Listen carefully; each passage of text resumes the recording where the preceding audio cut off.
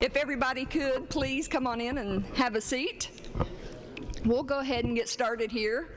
First of all, I want to thank every one of you for coming out here. We were so concerned that nobody would come out and be a part of this, so we thank you for caring about your city. Thank you for caring about the direction that we're going and having a voice. So please just sit back. We have a little presentation here. I'm going to give you some ground rules here before we get started. We want to thank Dean Pennington for offering up this beautiful facility so we could meet here tonight. Council chambers may have been too small to hold this, so we just wanted to thank Ohio University. We want to thank Professor Don Moore and the media department here for videotaping this. Please correct me if I'm wrong. Is that channel 25 on Spectrum? 377. Man, I'm way outdated, aren't I? Okay, 377 if you have Spectrum cable.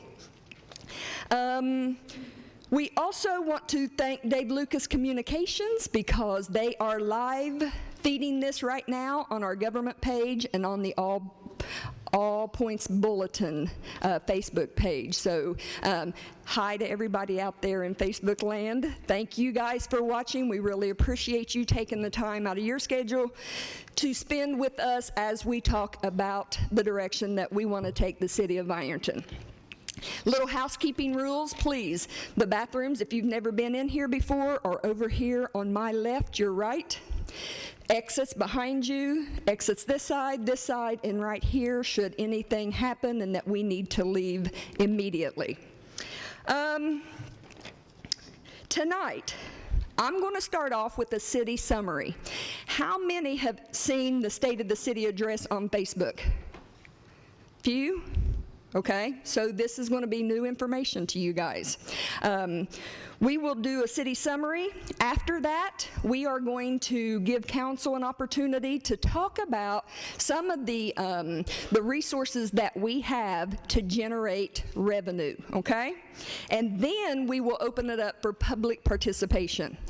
Now, we will give you 3 minutes to be able to come up and ask your questions, and then whoever you're addressing that to can get up and answer that, okay? So at this time, because we have all of council here tonight, I do have to hand it over to them right now so they can take a roll call, okay? So bear with us.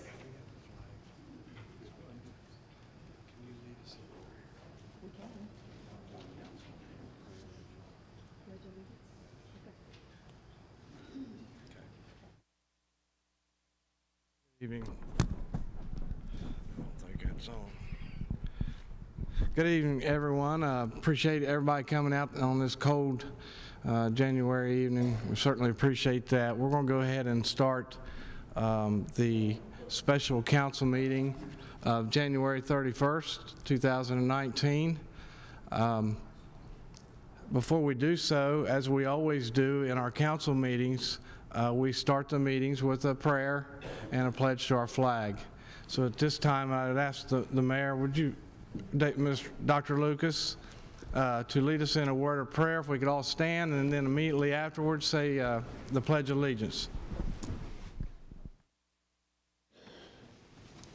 So I'll bow our heads in prayer, please. Almighty God, we thank you for this opportunity to gather here. And we know, Father, that the challenges we face, not only here in the city of Ironton, but in the county of Lawrence County and throughout southern Ohio are great. But we know that you are greater. We ask your blessings on this meeting tonight, that all hearts would understand we're coming together for collaboration and cooperation. We pray your blessing on this mayor, blessing on this council, and all of these citizens who care enough to be here to help forge a new beginning for the city of Ironton.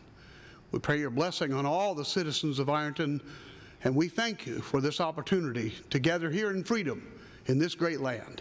God bless this great country of the United States of America. In Jesus' name, amen.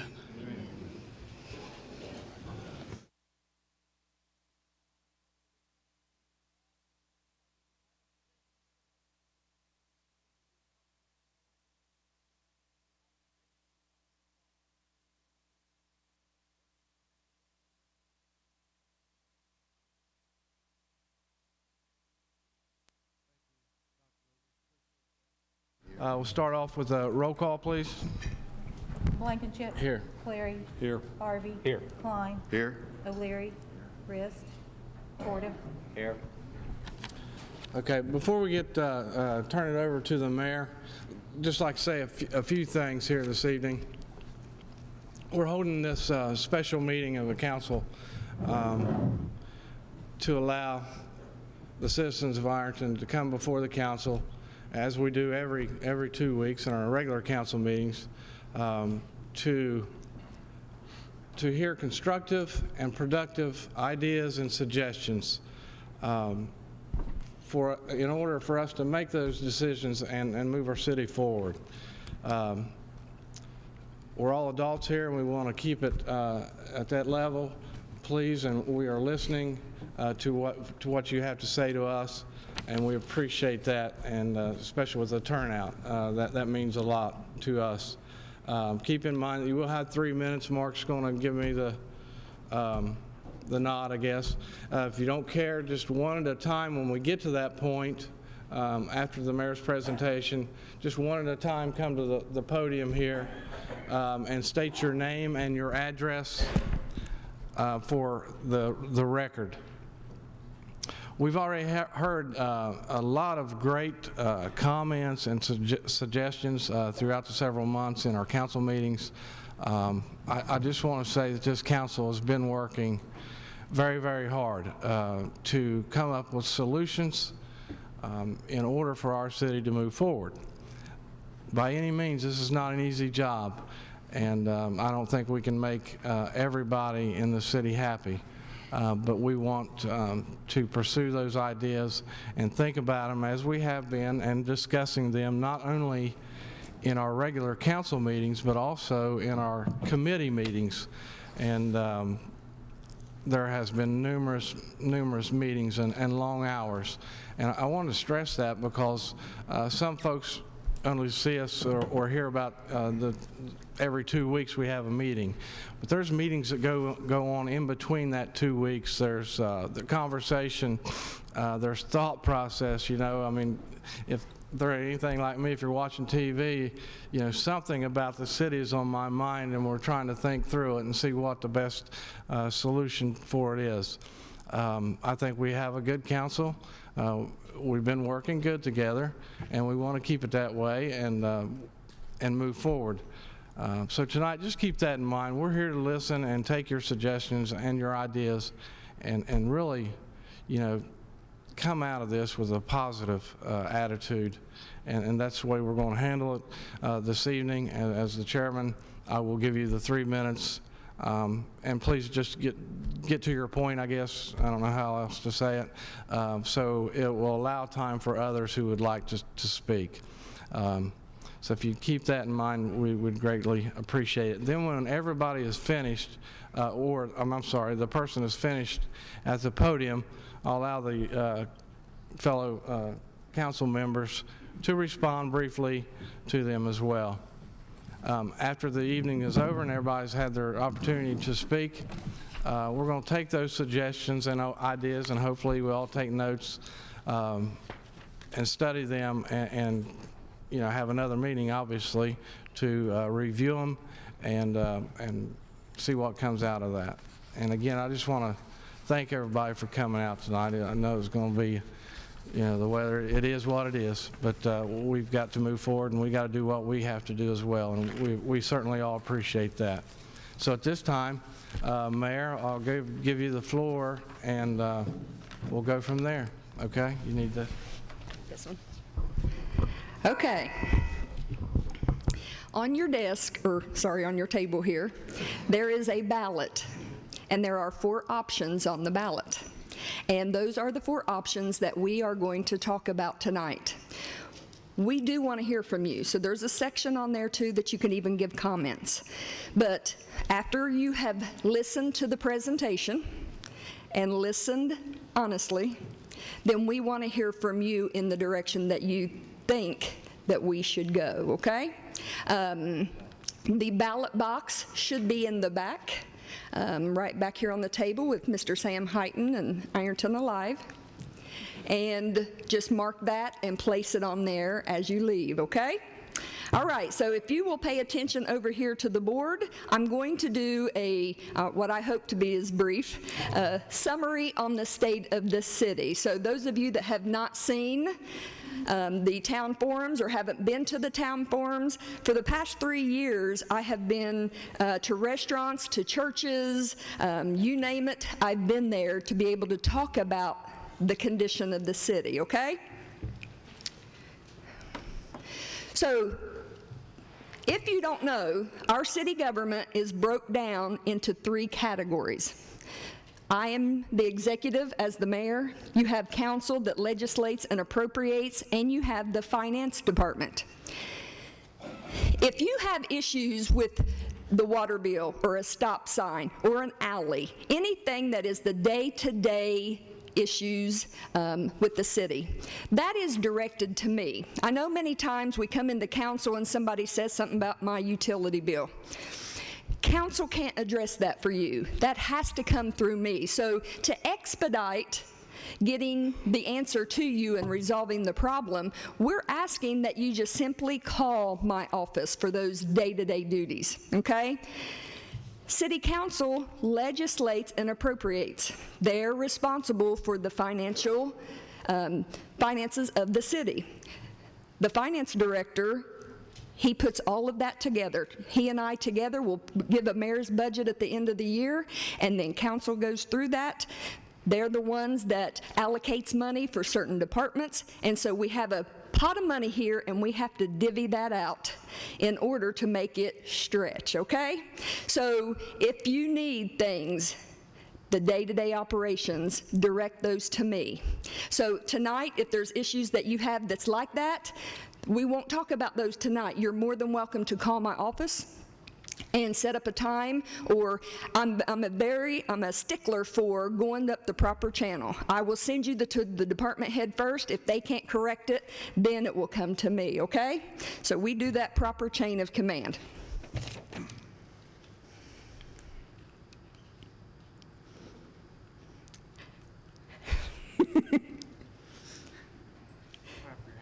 Right?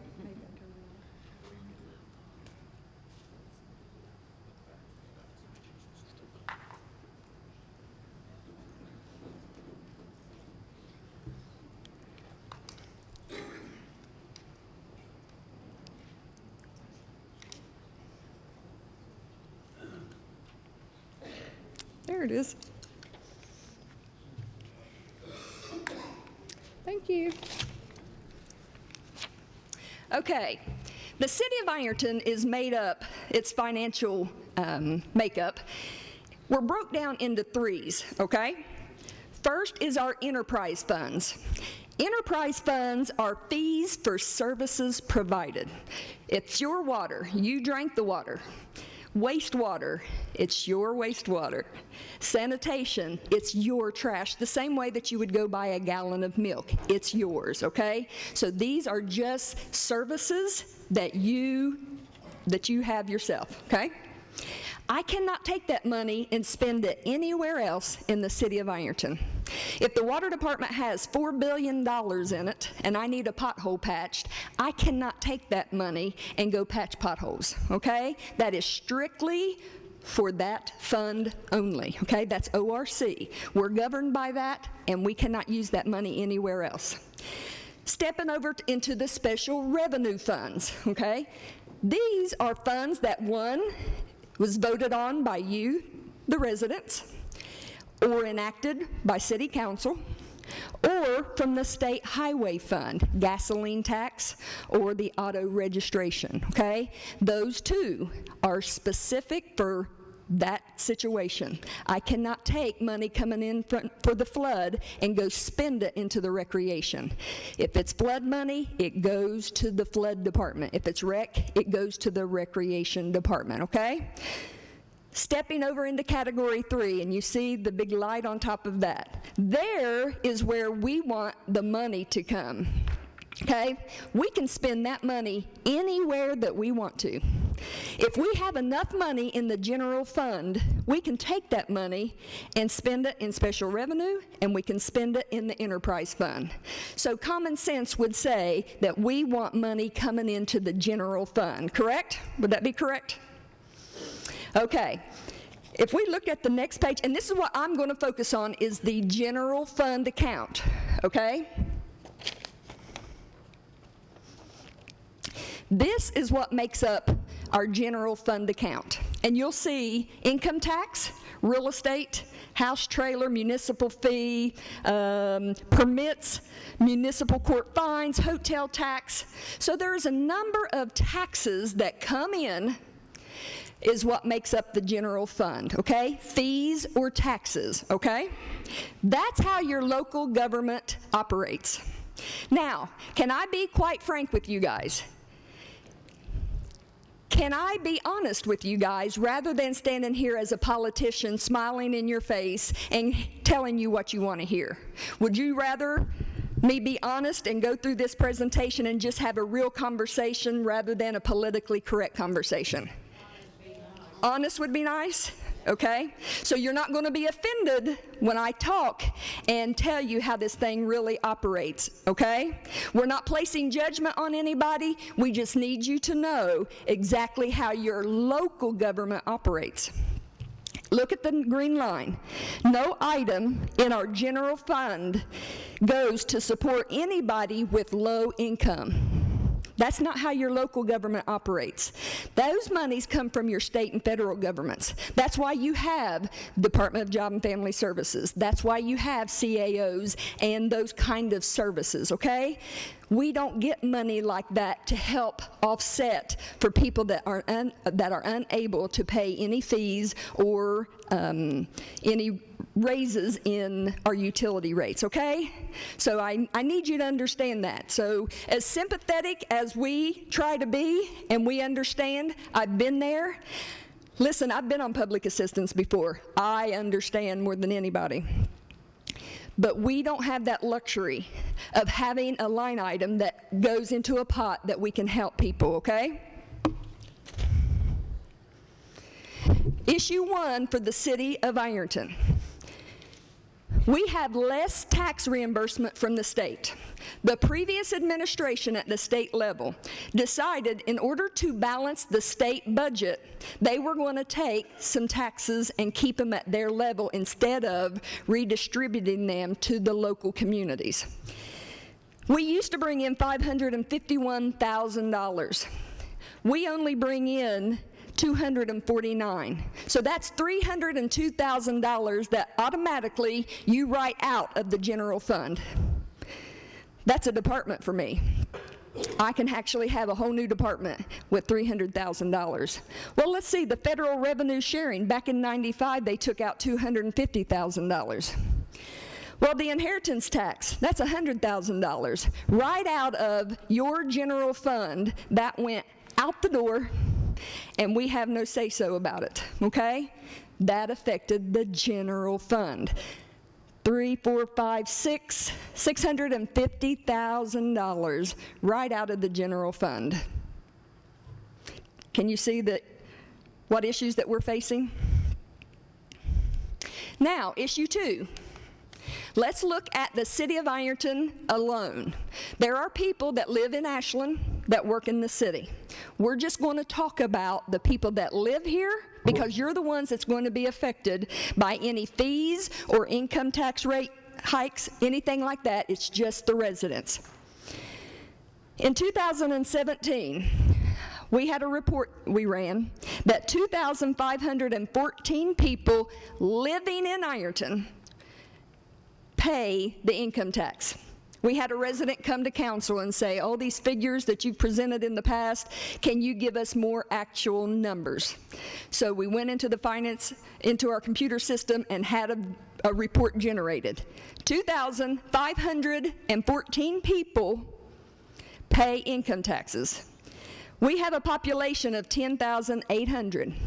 So that means over 8,000 people living in Ironton do not pay income taxes. That's huge. So that's a huge deficit to the general fund, okay? Why is that a huge issue for the general fund?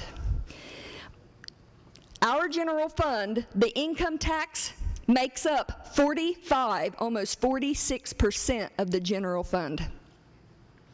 So if we do not have people working, we do not have income tax dollars coming in, and we're not able to give you the services that you deserve, okay? Our income tax. Back in 1969, Ironton City Council put on a 1% income tax rate, okay? Back in 1969, we had factories, we had car dealerships, we had retail shops, we had restaurants. We had all kind of jobs. We had probably 15 to 16,000 people that lived here. And we had a 1% income tax rate. How many know that those jobs are gone? We just seen in the last slide that we have 10,800 residents, so our demographics have dropped. So not as many jobs, not as many people living here with the jobs. So the median household income for the city of Ironton, $34,140. That's your median household income. Smallest, largest, we get the median. So if you make $30,000 a year, you give me $300 to work with.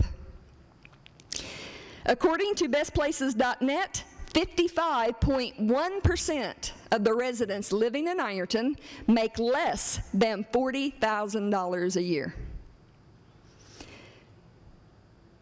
44.9% make $40,000 and over. That middle class kind of left. It's either here or here. Middle class is starting to squeeze, okay? So with 2,514 residents, you can see that's not generating a lot of money to be able to provide services out of the general fund. Okay, according to the Ohio Department of Taxation, out of the cities in the state of Ohio, we have 14 cities that don't have a tax income. We have 49 cities that's between 4 and a 9, okay? 0.004, 009. 354 cities in the state of Ohio have a 1% tax rate the same way that we do, okay? 529 cities in the state of Ohio are 1% or above 1% income tax rate, okay? When money's coming in, then we have things to do. We have resources to be able to go and do what it is we need to do. How many sick of the potholes? Yes. So there's a lot of stuff that we need to do, but we do not have the revenue that's necessary, okay? Limited people working, limited jobs. We're not here to point fingers because where are you going to go get a job, okay? Income tax. Everybody know about the CPI, the Consumer Price Index. So I went back into the old files, and in 1970, the city of Ironton's general fund account was $859,000. 2018 was $2.416 million. Wow, that's a lot more money. But what about our expenses, okay? So the CPI is the measure of the average change over time in the prices we, the consumer, pays for goods and services. So they have a calculator that you can take in, and you can plug in $859,000, and that will tell you what we should be bringing in right now in 2019, okay? So we plug that in. $5,709,000 is what we should be bringing in, according to the expenses out here in 2019. So you can see we are $3.2 million in the hole before we even go out and do the first thing, okay? We've missed $650,000 from the state, and we are $3.2 million in the hole because of the expenses from 1970 to 2018, okay?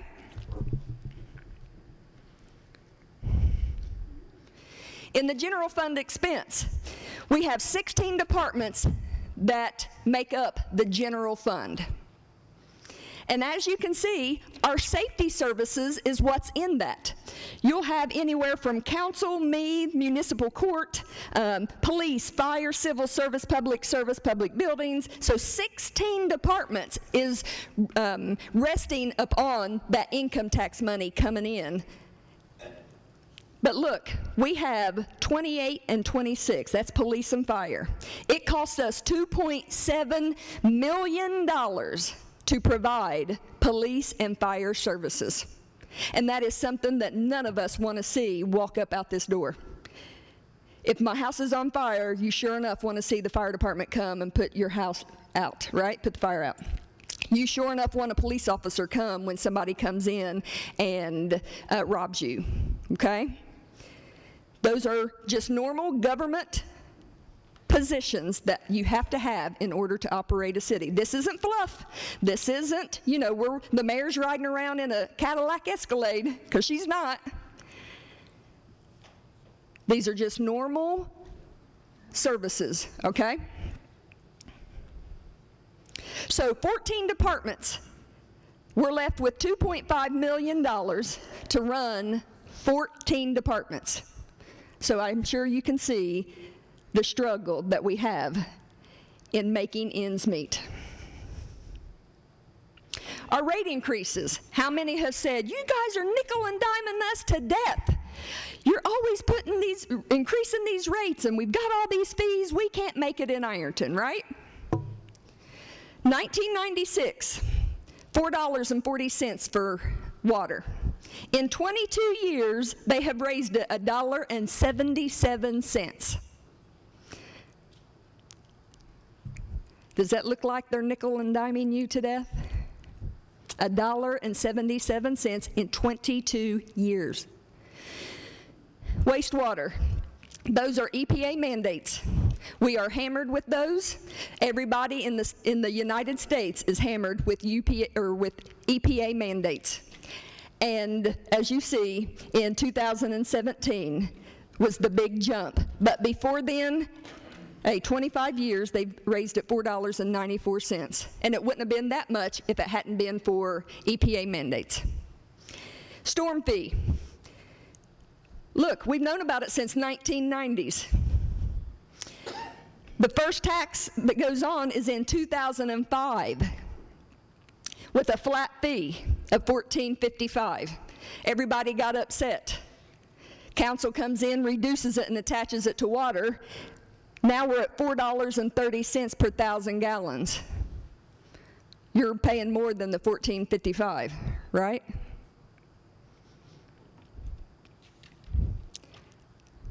We can't get out of that. It's an EPA mandate. I went to them. I've asked them. I went to the federal. I went to the Department of Justice. I have, excuse me, I went to the Attorney Generals. They're saying, no, you can't get out of this. It is a consent order. We have spent $98,000 because we wasn't able to do it, and they said, you will do it, and here's your fine for not doing it. We're not getting out of it. We have to do it. And if we've known about it this long, I'm still dealing with it in 2018. We could have already had this done and over with and paid for it at the expense in 1990 or 2000, but we're paying for it at the expense of 2018. Which one's cheaper? We have to deal with issues whether they're popular or not. And I know this is the year that I run. This is the year that I should not be up here talking about this. But this is my city, and I want what's best for this city. And sweeping it under the rug is not an option for me. So I'll be the first ones to tell you, if you do not want someone in here that cares about this city, I'm not the person you need to elect. Because we're going to be truthful about this, we're going to talk about it, and let's put a plan together that we can move this city forward because we deserve better. Municipal fee. Now do you understand why we have to have the municipal fee? If people are not working, We do not have the money to offset that general fund. That's why council had to enact a municipal fee all those years ago, back in 2006. There has to be an offset. So we have to have that money to provide the services that we have. Fire fee, that was enacted in 1997. By the time 2030 comes around, it'll be up to $8.80. That was put in place way back then. So in 33 years, it's going to increase $4.80. Sanitation, it's increased $2 in the past 20 years. But let's be honest, we have to face this. In 2019, we had the economic development fee and we had the flood fee that was just placed on the utility bill, okay? That's what everybody gets upset about, is all the fees. But you have to understand, with the limited amount of revenue coming in from income tax dollars, we don't have the money to do what it is we need to do. I know you cannot read that. Listen, we have heard on Facebook, I'm just going to move up out of here. I'm tired of this and I'm leaving Ironton. I'm going to use this as an illustration. City of Ironton water, $6.44 for 1,000 gallons of water.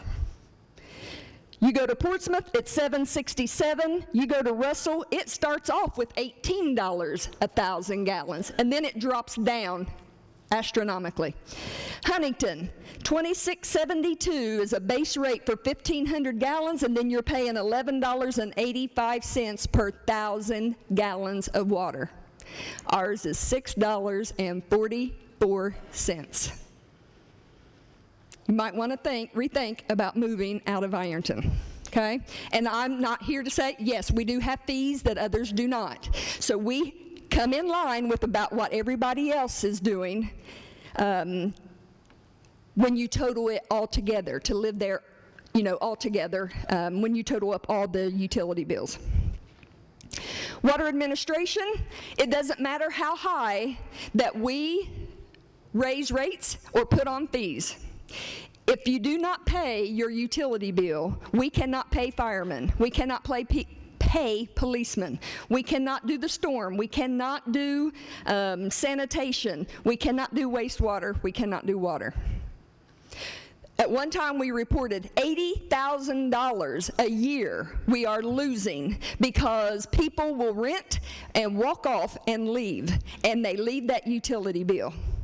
That's why I've been a big advocate of putting that back onto the property owner, and it stays with the property. I know it's not popular, but the city of Ironton is losing money, and you, the taxpayers, are paying for it. Is that fair?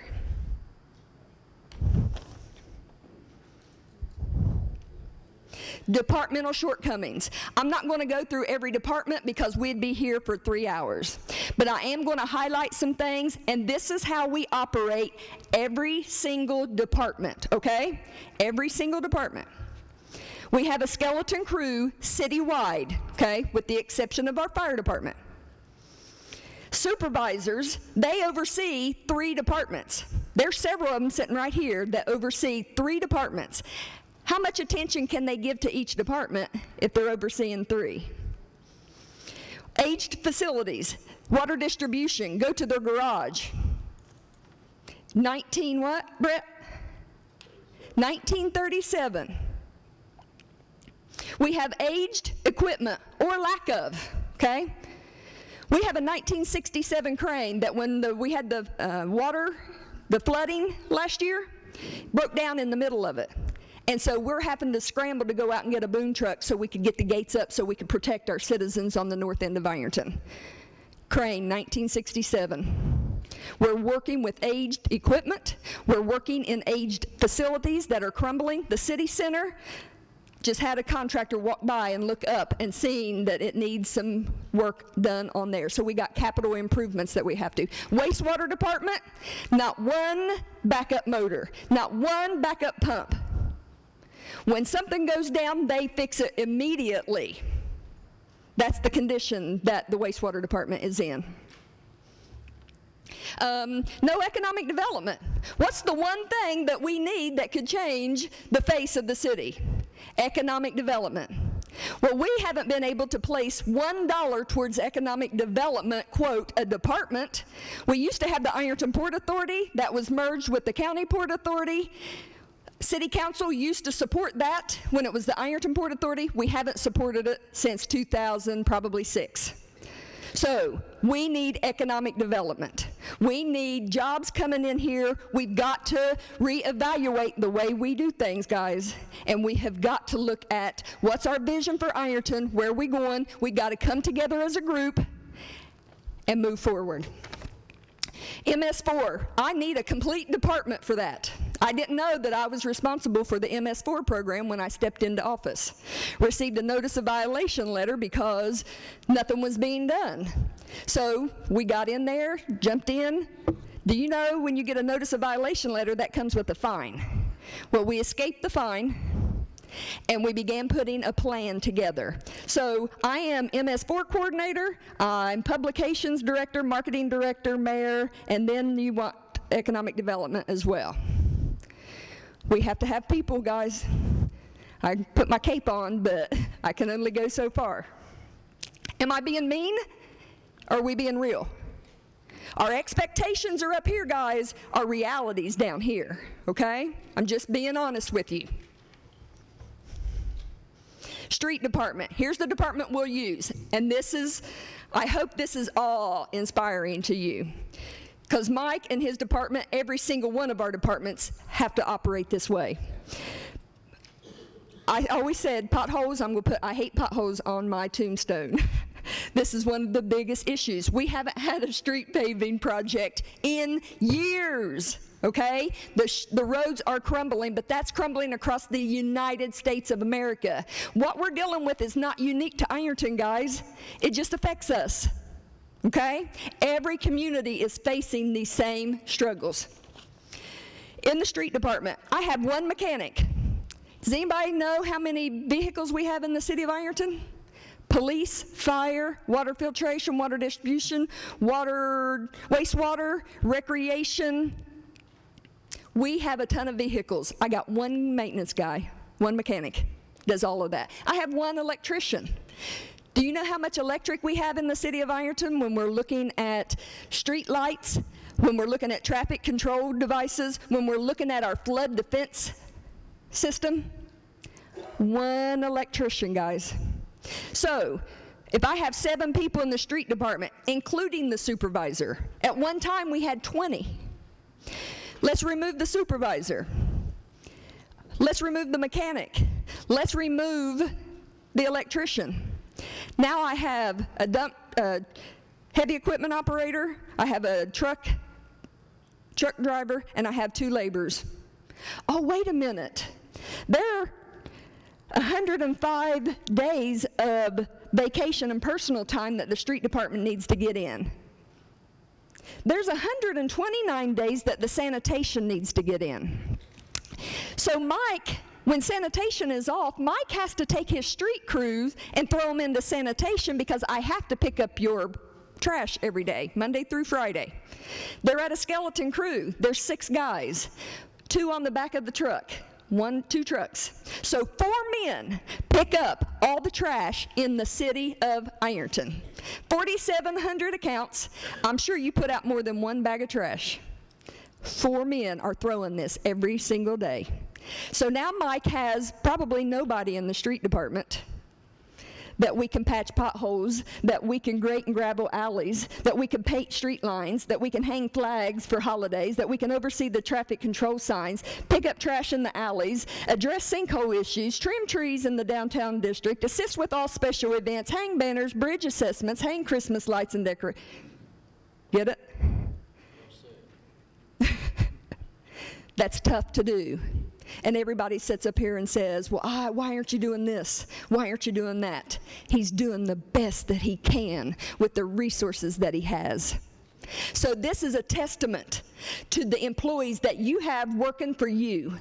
These men and women come in here day in and day out, working for you. Anybody like to be out here with a water break? We're getting ready to have them with this cold weather. When it's 0 degrees outside and the pipe busts, you've got men jumping in these holes that have ice packed on them. I don't want that job. And they do it day in and day out. So you have a great group of people working on your behalf. Our wastewater plant, I said it a while ago, no redundancies, no backups. We've surpassed our life expectancy of the plant. Built in 1953, we did upgrades in 87. Life expectancy is about 25, 30 years. We're surpassed that. It's time for a new plant. That's about $20 to $30 million. I'm sorry that all of this has fallen in my lap. I hate it, but let's address it, let's talk about it, and let's deal with it so we can develop a plan and that we can move this city forward. Combined sewer overflow, I talked about it a while ago. It's an EPA mandate. Look in red. The consent order reads, verbatim, lack of funding is not a reason for not fulfilling this unfunded mandate. You cannot use the excuse that our citizens are poor and can't afford it. They do not care.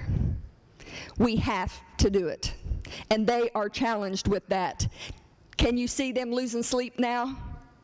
Having to come up with, we have another $12 million that we've got to come up with to finish phases 4 and phases 5. We've already spent $2 million, $3 million doing phases 1, 2, and 3. When I stepped into office, we had residents in the North End that were flooding because of this. Spent 6 months trying to figure it out, what's wrong. Was able to get a wall down so we could get these water out of these people's homes. Walked into office, there was discolored water from one end of Ironton to the other. Flushing lines, they're aged lines. They're 100 years old. They rust.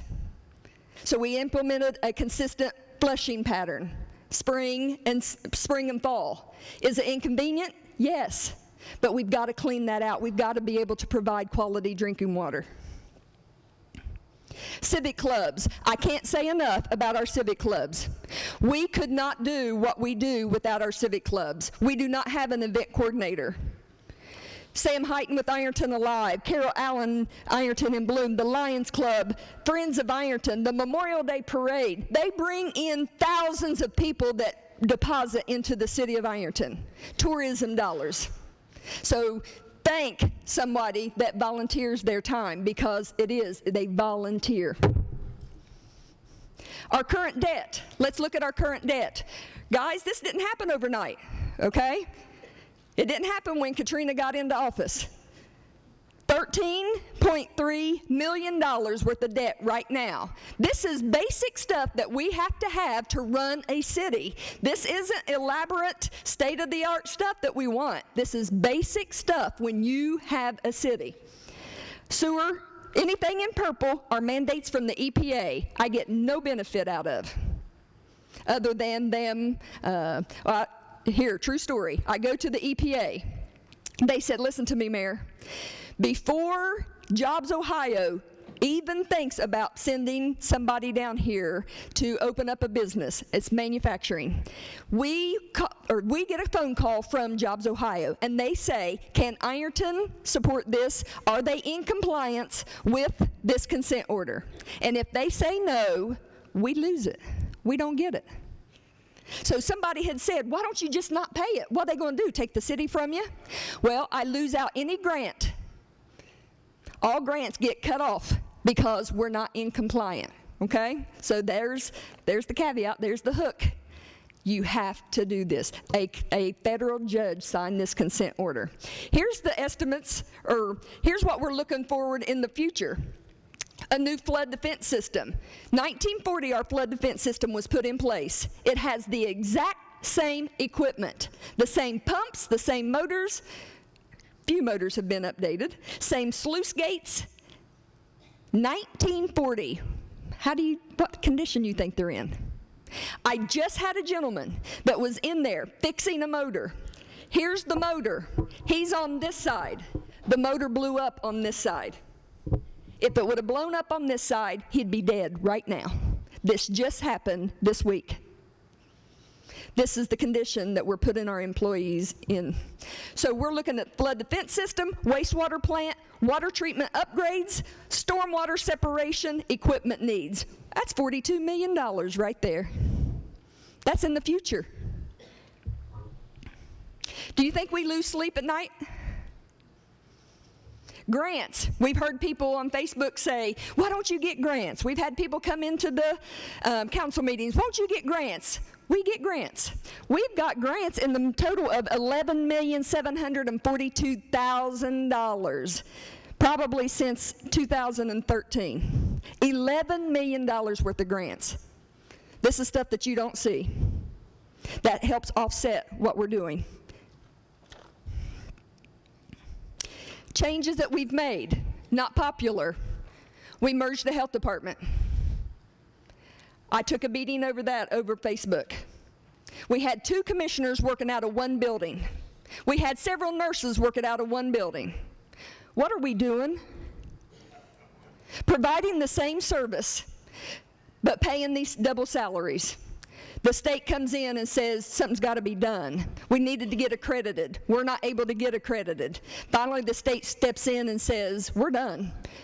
You merge. And we were forced to merge.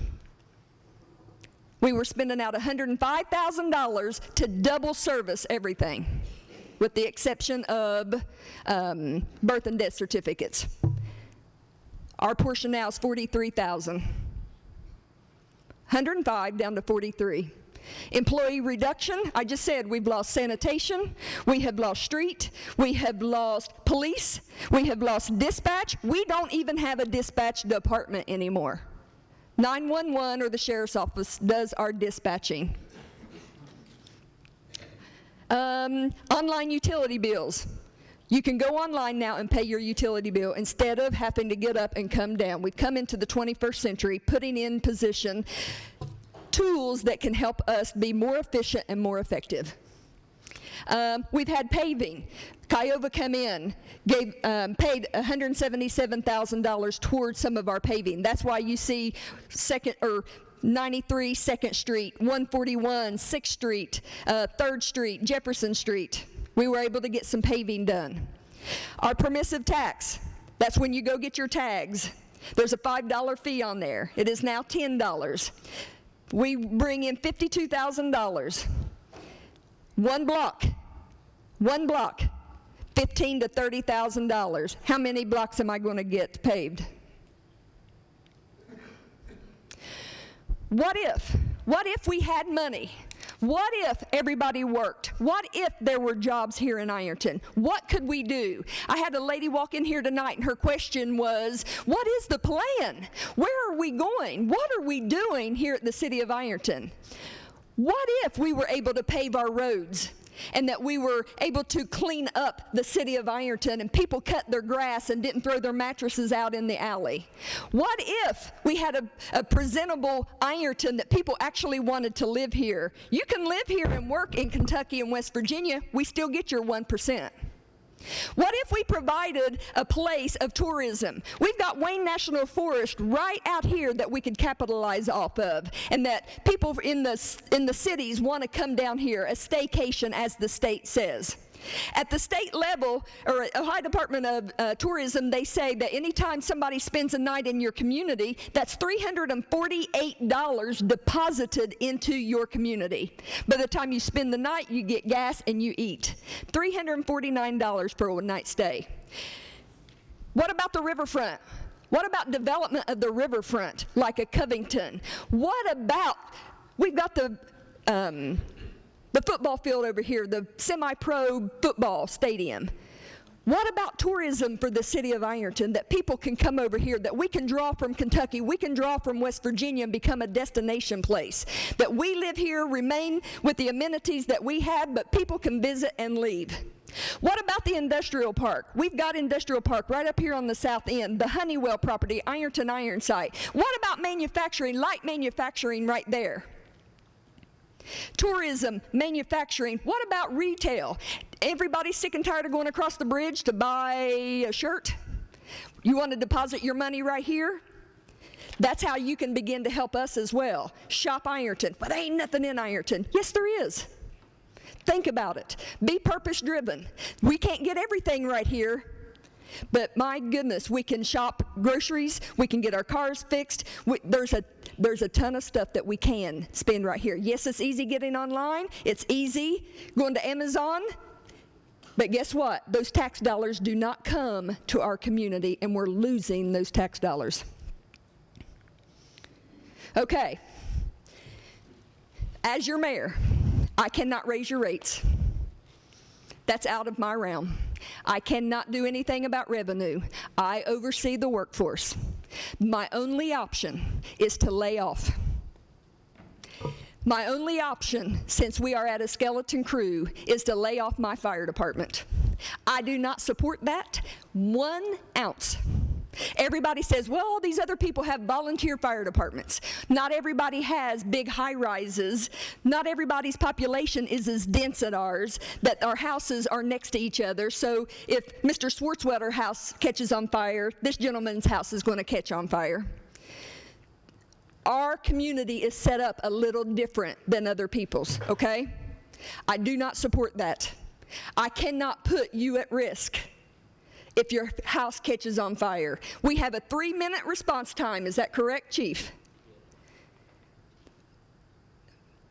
Volunteers have about a 12-minute response time. Is that correct? 3 minutes to 12 minutes. All the difference in the world when it comes to your house being on fire. So, Katrina, why don't you just lay off in the fire department? Well, guess what? If I take my bottom 6, that leaves 3 people per shift. 3 men on a shift. That's $419,000. I need millions. If I take, oh, well, you've got people that's eligible to retire. Why don't they retire? That's $277,000. Well, why don't you take the 2 that's eligible and then the 4 from the bottom? That's $479,000. It's not going to do anything. Then just go to a volunteer. That saves you $1.2 million. Do you see the situation we're in? That's difficult. And that's why we're here tonight. Because, ladies and gentlemen, this is what we're facing. Do we eliminate services, not just lay off, not just reduce? Because reducing isn't doing anything. We're putting people in harm's way. We're looking at laying off an entire department. And that's not fun, and that's not easy. They have a rule. You have to have 2 in, 2 out. So do we wait on somebody come in if we're at a 3-man crew? We're waiting until somebody else comes in before they can even go in and put your fire out. Anybody want that? 12 firefighters, I can lay off 3, and I'm here to tell you that's what's going to happen in March. 2 firefighters will go because I don't have the money to do it anymore. So in March, that is what's going to happen. We've already had 1 that quit and got another job before any of this took place. But there will be 2 more to go. That still at least gives us enough people to go in and fight a fire without having to wait for people to come up, wait for overtime or wait for mutual aid. Okay? This isn't fun. This isn't easy. But we have got to do something to move this town forward. Okay. As your mayor, I said that was my only option. That's all I have to offer you. Now, I'm going to ask City Council. I've asked certain members if they would get up. These are some of the things that we've talked about. Remember why we're here. Remember when we first came into office, we had a $23,000 deficit. We're now at a little over $100,000 carryover, okay? Because we decided to work together instead of against one another. But $139,000 isn't going to last, okay? That's going to give us about a year. 1 pump cost me $55,000. So when you think about chucking that McDonald's bag out the window, my dad would kill me if he ever thought I did that. When we throw trash out and it goes into the catch basin and it gets caught up in a motor and it blows up, that's $55,000 right out the door. okay? When you pour your grease down the sink and it piles up in the lines and the wastewater department has to go out there and clean it, guys, that's money. Don't pour your grease down there. Fix your gravy. So, I've asked council, we've got options, okay? I've showed you to work at a local level, it's tax dollars. That's what we have in our arsenal. Tax dollars or fees, that's it. So I'm going to ask different members of council come up, and I believe, Nate, did I ask you to do this one? Is that the one? Okay. Nate Klein's going to come up, and he's going to talk about utility bill rate changes, okay?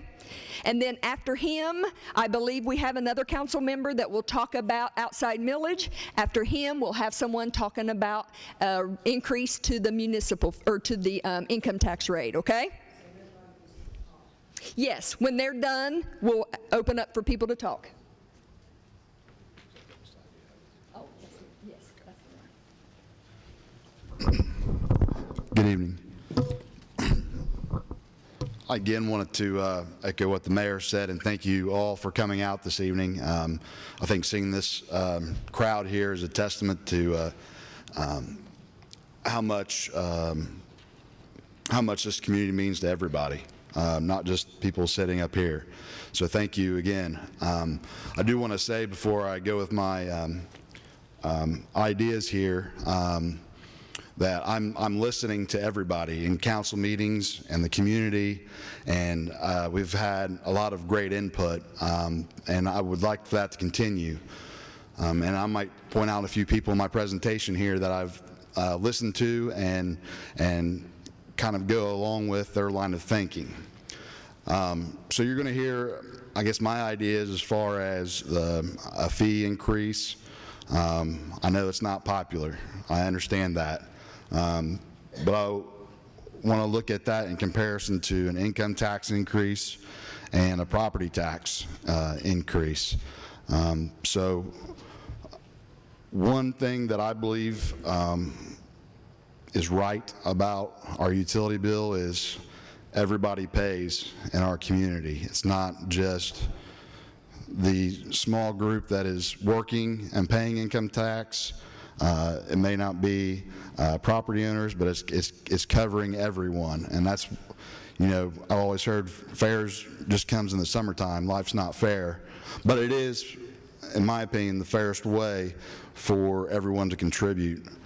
So with that being said, I put together a fee schedule with the idea that we're not in this situation. We didn't get here overnight, and we're not going to dig our way out overnight either.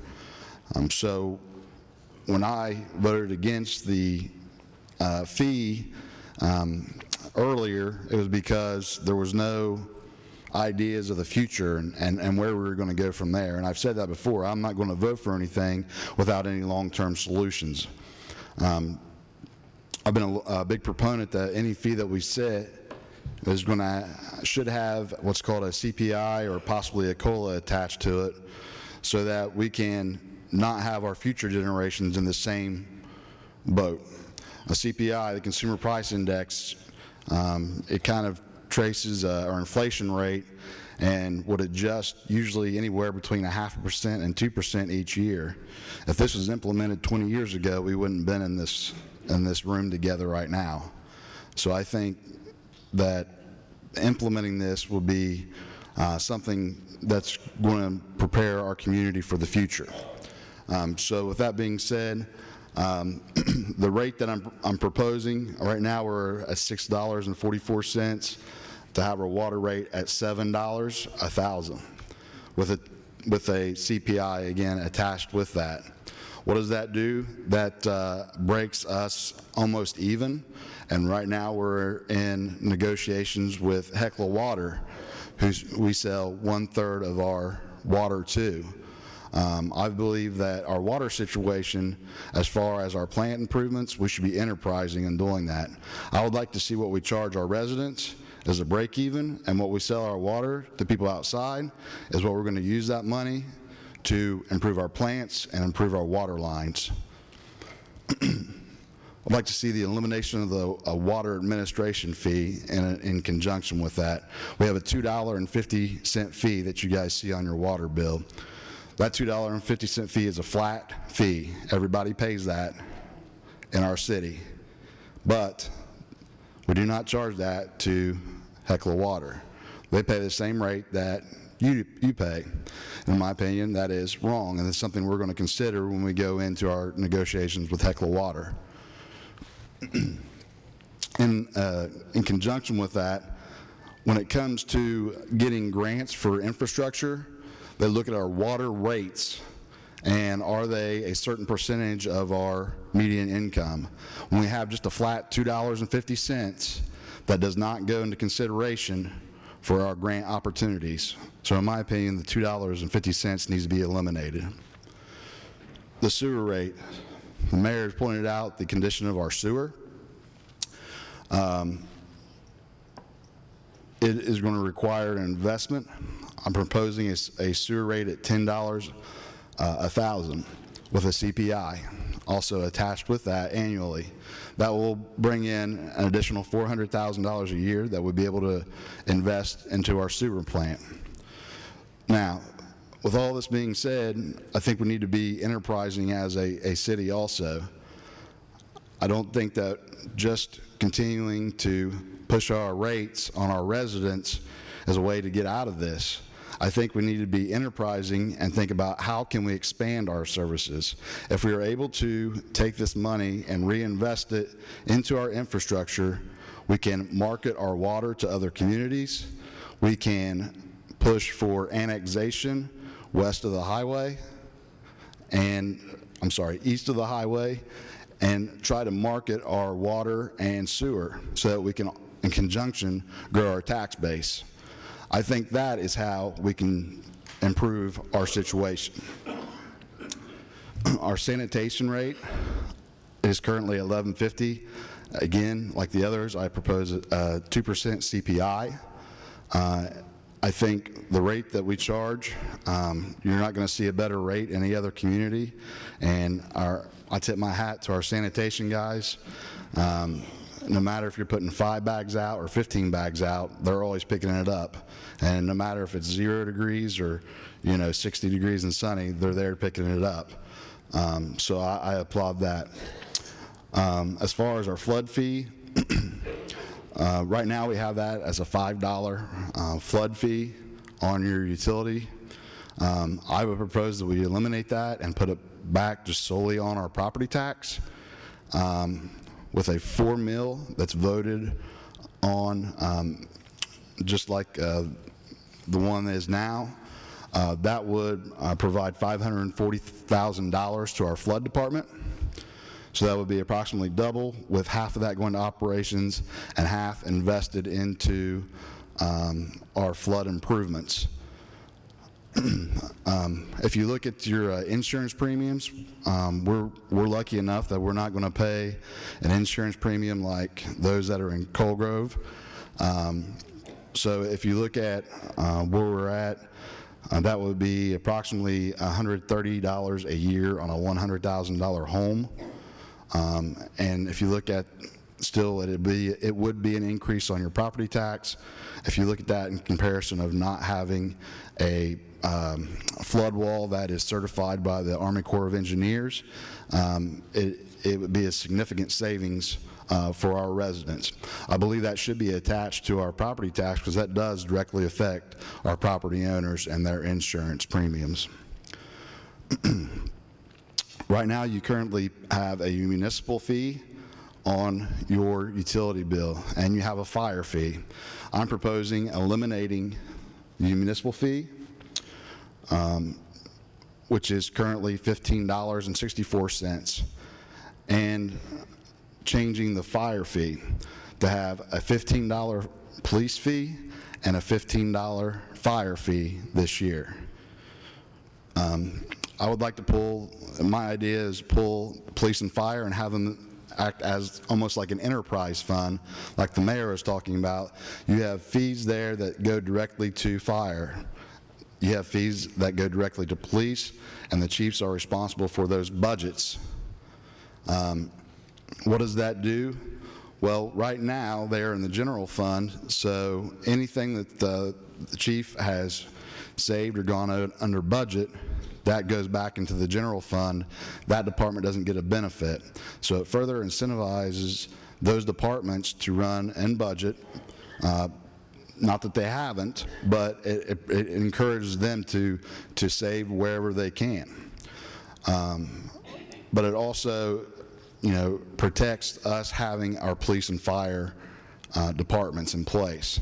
I would propose a $1 increase each year for those funds, for those fees, and go to those funds.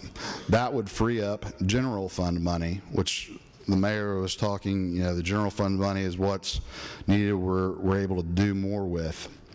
And I've heard different people. I'm gonna point out Abby Kuhn. She's come to our council meetings and said we need to think outside of the box and think about homegrown businesses and think about different ways to raise money. I've heard from Chris Haney, who said we need to have a area for recreation that's going to be bringing more people in from the tri-state and supporting businesses. I've heard from John David Willis saying, hey, don't forget about our Wayne National Forests and what we could do with that. I've heard from Rick McKnight, hey, let's get that industrial park going. And I agree 100% with all of that, every bit of it. The problem is we don't have any money as a city right now to be able to be a stakeholder in any of these projects. And it's a shame. I feel like we've been very complacent, sitting back and waiting for other organizations, hoping, hey, they'll take care of it. Hey, we'll do it. They'll do it. I don't think it's going to happen. I think if we're going to see continued progress, we're going to have to put some skin in the game as a city. Sitting back and waiting for somebody to do it for us is not going to work. But I believe in everything that these people have said, but we have to be a stakeholder as a city. And to do that, we need to free up general fund money. And in doing this and putting police and fire in their own funds, in the first year is going to open up about $300,000 in general fund money that as a city, I would like to see that money put to these projects, put to a sports facility, put towards a spec building, put towards working with Wayne National Forest for trailheads, put towards our downtown where we can have homegrown businesses and we can actually invest in those businesses.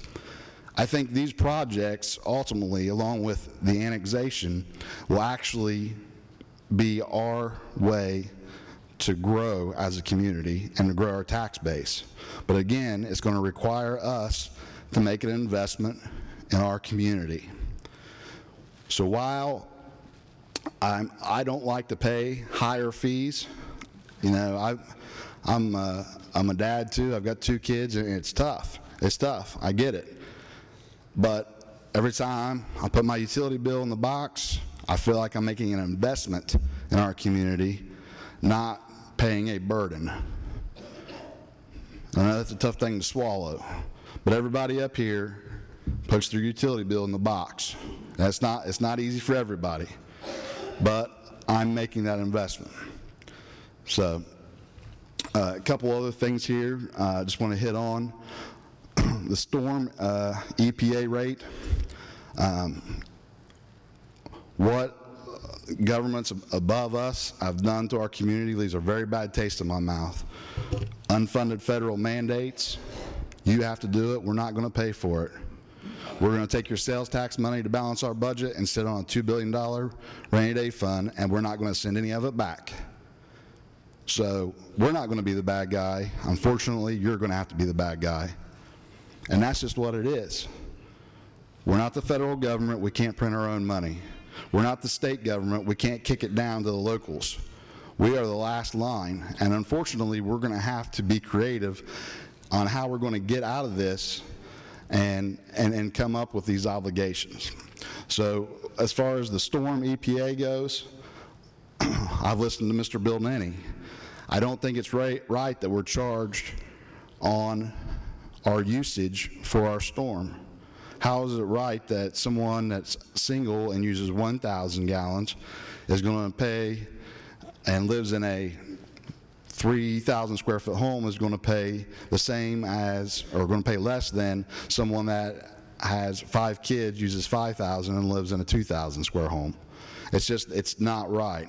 So, you know, I'm up for exploring as far as the EPA fees, either a flat fee or something that's tied to square footage of the property. And I'm going to throw Mr. Joe Myers out too. I've listened to Joe. He's come to a lot of our council meetings, and he is dead on. Are we doing everything we can? Are we tightening our belt? Are we auditing all of our meters? Is everybody paying? I agree. We have to be an efficient government. You know, are we doing? And I've said it before. It's not right to ask anybody to pay something when we're not doing everything we can to make sure everybody's paying. So that's one thing that the mayor and Brett has been working on as far as legislation, as far as getting that together. And I think turning that around is a big piece to going forward. I do want to talk about a few things because, you know, while we talk about the doom and gloom of things, you know, it's not all bad in our community. We are going in my opinion, the right direction in some places. We have our Gateway project with the hotel and possibly continued expansion in that area. We have a St. Mary's facility that who would have thought 10 years ago we'd have an emergency room. I think the prospects are there, and I quite honestly couldn't think of any other community that I'd rather raise my kids in, with our schools, my family here, and like I said, I'm willing to make the investment, and I know it's not popular. I will argue that, again, the fee is the fairest way to go in comparison with other ideas for revenues. With that being said, I'm going to turn it over to our next councilman, and again, when you have questions, I'm absolutely open to answer any questions, and if you have anything afterwards, happy to talk there too. Thank you.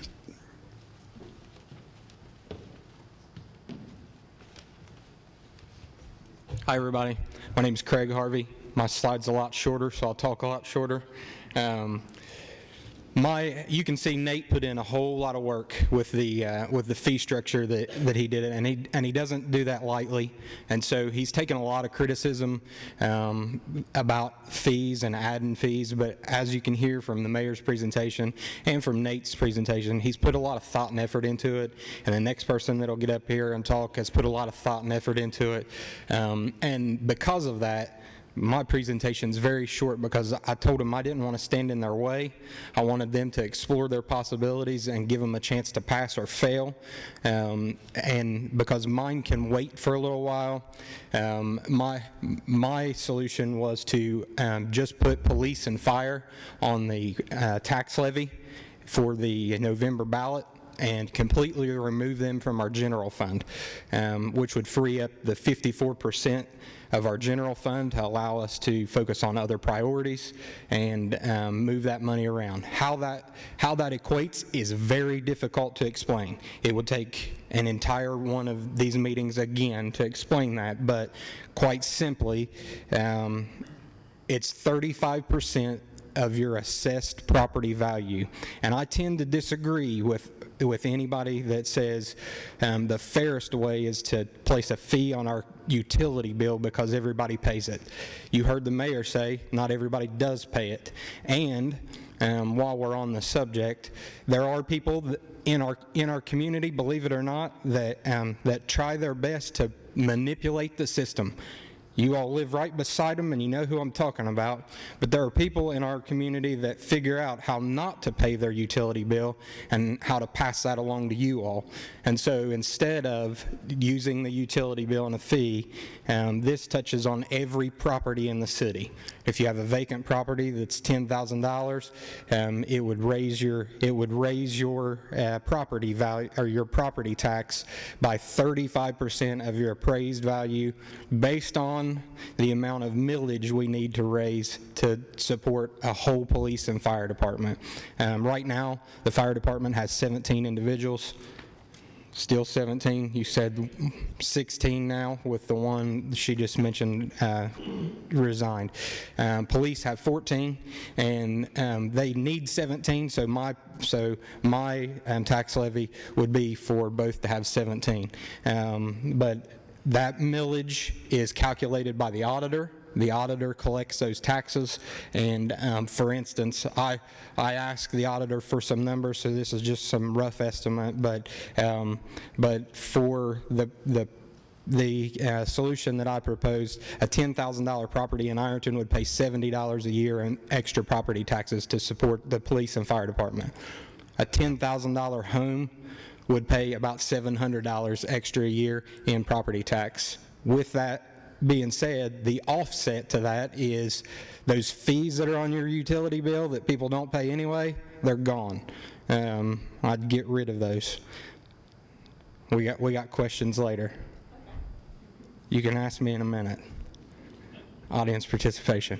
That's all I got to say. This is as dressed up as I get, so you guys are lucky.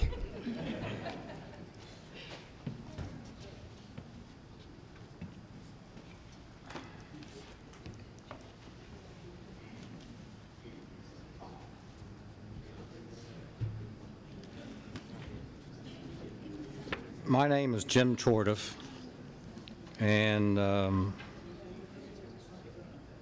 I'm probably about as conservative a person as you'll meet. I don't like a bunch of taxes.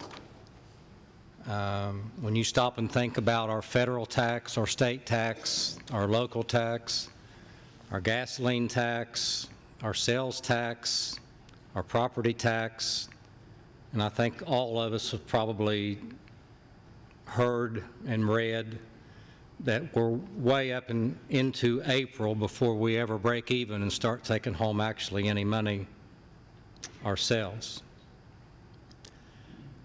Having said that, I'm a proponent of a tax increase tonight. I've spent the last 44 years of my life looking on the inside out of government rather than the outside in. I think I have a good understanding of what it takes to operate, and I'm not sure if everyone realizes for those of you that don't, what our goal is to try to get something to you in the near future with your water bill, kind of like Mayor Katrina's put out on the tables this evening, getting you to check off which option you like. And if my option would be chosen with that survey that's going to go out in the near future with your water bill,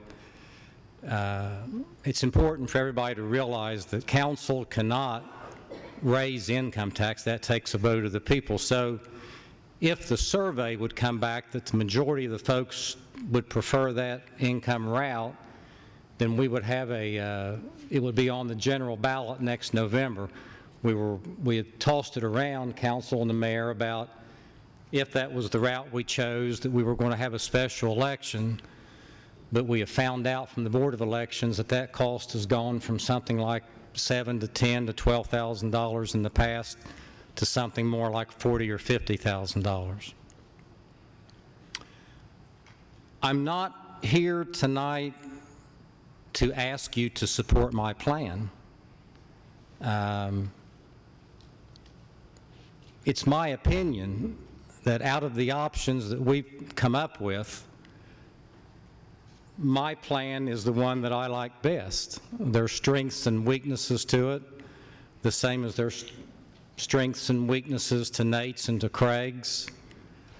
And as a matter of fact, I've told Nate several times that if this plan isn't the one that's chosen by the majority of the citizens, I'll probably support his, because Nate has put a great deal of effort and time into trying to come up with something that would bring in similar kind of monies to what my plan would.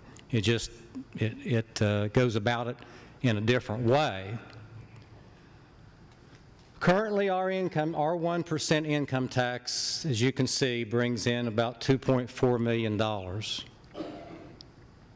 Our municipal fee brings in, we just put $1.64 more onto it a month or so ago.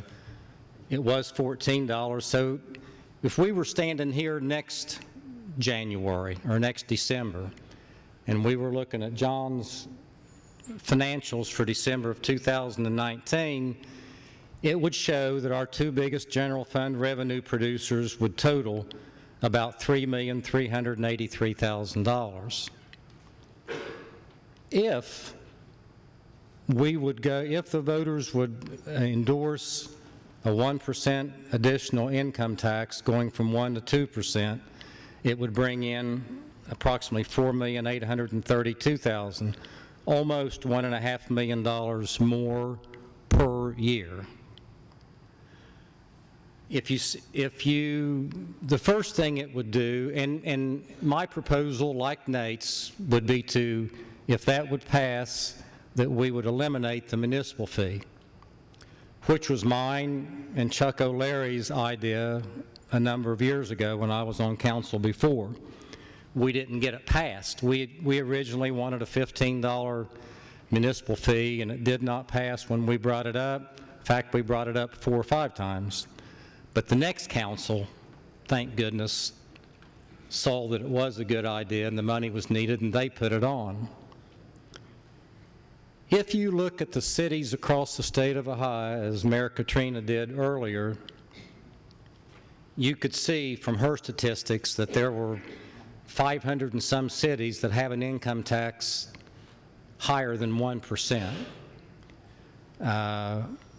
I went through each and every one on the list that I had and looked at it a little bit different way, but it kind of complements what she said. If we would go to that, 31% of Ohio's cities have gone to 2% or higher. And it's a growing list. It's not a dwindling list. It would also put us back more on an even keel with the rest of the state. We're the only city that has a municipal fee, the only one that I know of. It was, like I said, it was something that Chuck and I thought up, and there was opposition to that at the time, saying, well, it's illegal. It's not in the Ohio Revised Code that you can do that. And mine and Chuck's response to that, as well as Mac Anderson at the time, being our legal counsel, said, well, there's also nothing in the Revised Code that says we can't do it, so prove to me that we can't do it. And we did it. And our thinking at the time was, it spreads it out to every household, and I think it served its purpose. If we wouldn't have had the $800 and some thousand every year that the municipal fee has brought in for the last number of years, we would be bankrupt right now. We couldn't have operated with the 1% income tax. I think it served its purpose, but with our needs being so great right now, it doesn't bring in the kind of money that we're required to have. If I actually tossed around in my mind for a while about proposing to leave the income tax at 1%, but to bring in the kind of same money that Nate's plan proposes or my plan proposes, or the third one that I had thought about, we would actually had to have put about 2.5 times the current municipal fee rate to bring in the same amount of money. I've already stated that none of the plans are foolproof. You know, it comes down to trying to put them on a scale and say what tips the scale a little bit better in choosing. And it's my opinion that because of the community that we live in, that it's really tough to ask a lot of our folks that are on retirement, or that are on some kind of a assistance that is not income tax chargeable, or people that are on disability, it's in my mind, and again, I'm not saying I'm right. I'm just telling you Jim Tortiff's opinion tonight. I really do want you to do what you think is best in your mind after you hear all the presentations. But in my mind, it's tough to go to people that are strictly on Social Security.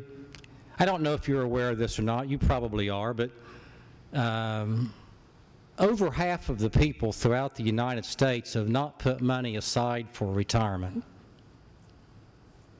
You know, the truth of the matter is you have to have about $1 million set aside if you're planning on hopefully living, if the good Lord gives you another 20 or 25 or 30 years. And there's a lot of folks that are trying to live on Social Security. My parents were in that group, and it's tough. It's near to impossible. And to ask those folks to pay an additional $30 or $40 a month on a municipal fee or a police fee or a fire fee is a hard pill to swallow. Now, the downside of my plan is, yes, about a third of the people, about a third of the adults will be the ones paying most of the additional amount of monies that we need. But I think it's that group that can afford it the most. Not that they like it, not that it's foolproof, but in weighing the scales, trying to see which maybe tips it. It tips it in my mind. Can you go to the second page? So let's take a look at what that would mean to some people. A person that makes a $50,000 wage right now currently pays $500 in city tax. A 2% would take it to $1,000, or a $500 increase. If you take that $1,000 and divide it by 12, it would be $41.67 a month additional. But it really wouldn't be that way, because my plan would remove the municipal fee of $1,564. So a person making $20,000 or $50,000 would actually pay an additional $26.03 more a month. If you look at a person that is down closer to $20,000, and we have a lot of those people, as Katrina's statistics showed you, they would pay an additional $200 a year. They would be paying $200 a year right now, and it would go to $400 or a $200 increase. If you divide that by 12, it would be $16.67 more a month. But it really wouldn't be, because the municipal fee would be removed, so those folks would actually be paying $1.03 more a month.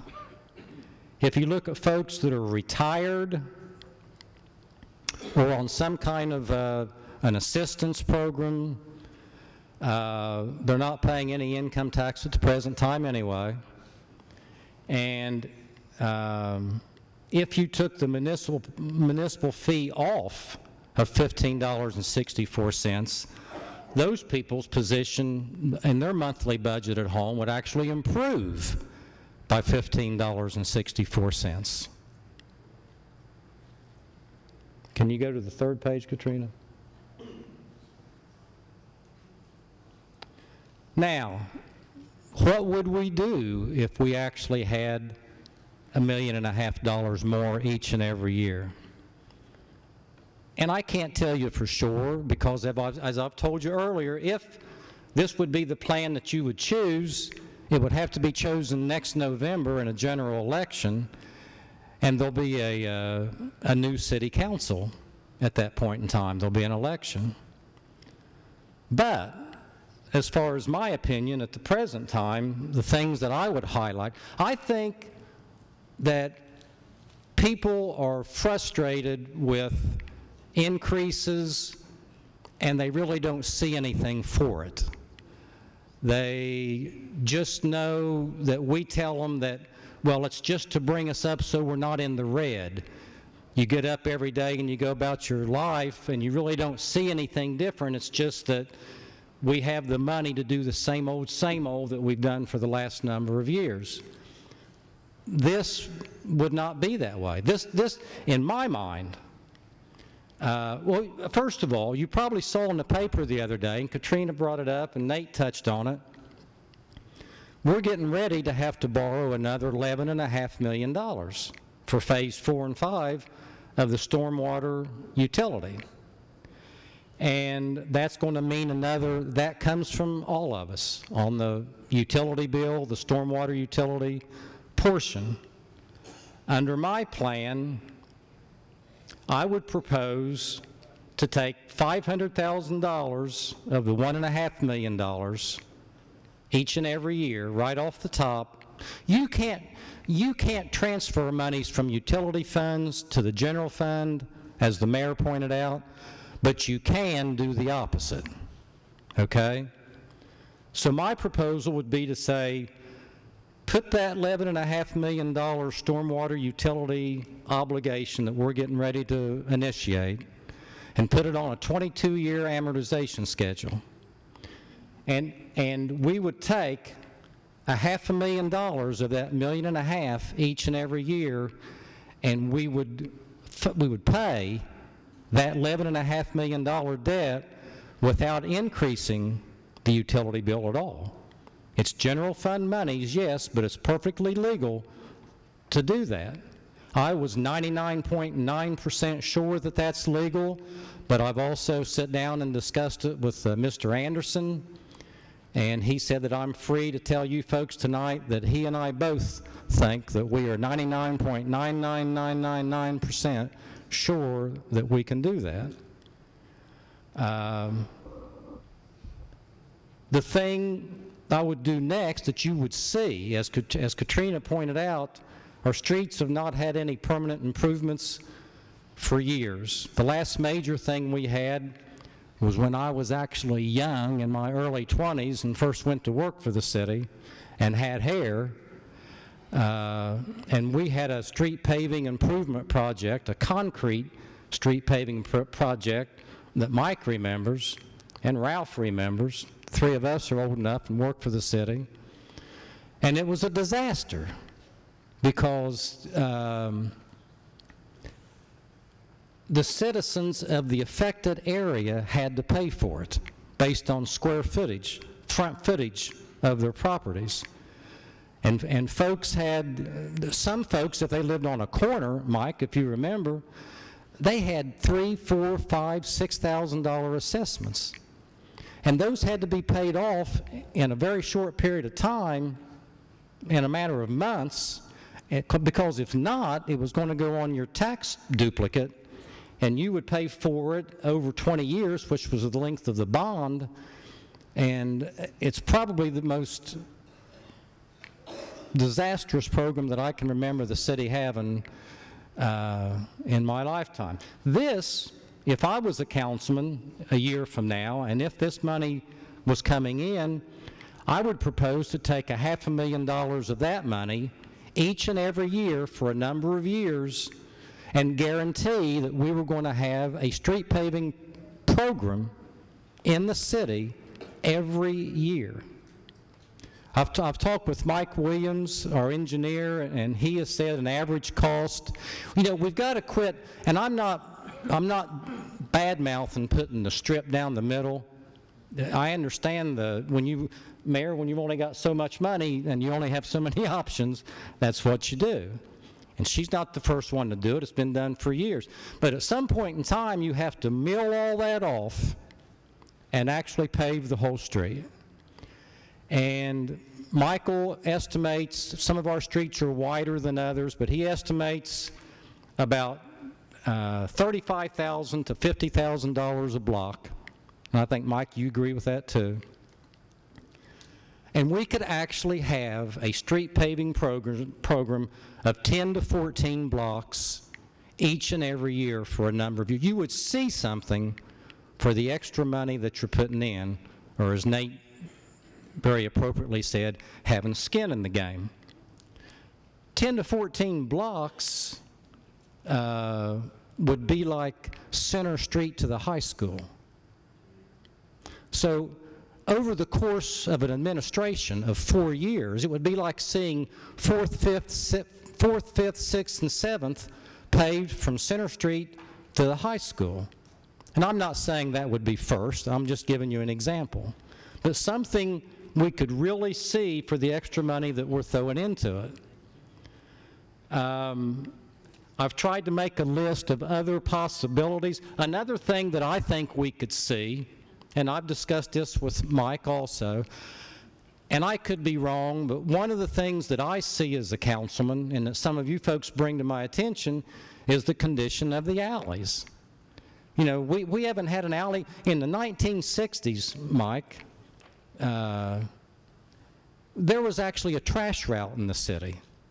And city workers roamed the alleys the same as there's a garbage pickup. It was two separate programs. And alleys were kept clean. Bob Anderson came to me. Bob Anderson just moved south. But he came back for a little bit of a vacation or a stay. And I was talking to him in church, and he said, you know, Jim, it's a breath of fresh air. He said, our city down there is kept perfectly clean. The alleys are kept clean at the city's, you know, with the city's program. You don't have to call and be put on a list and be charged. The city just does it. And I would like to see us get back to something like that. And Mike and I and the mayor have talked about it, and I'm not saying, I'm just saying that's my opinion.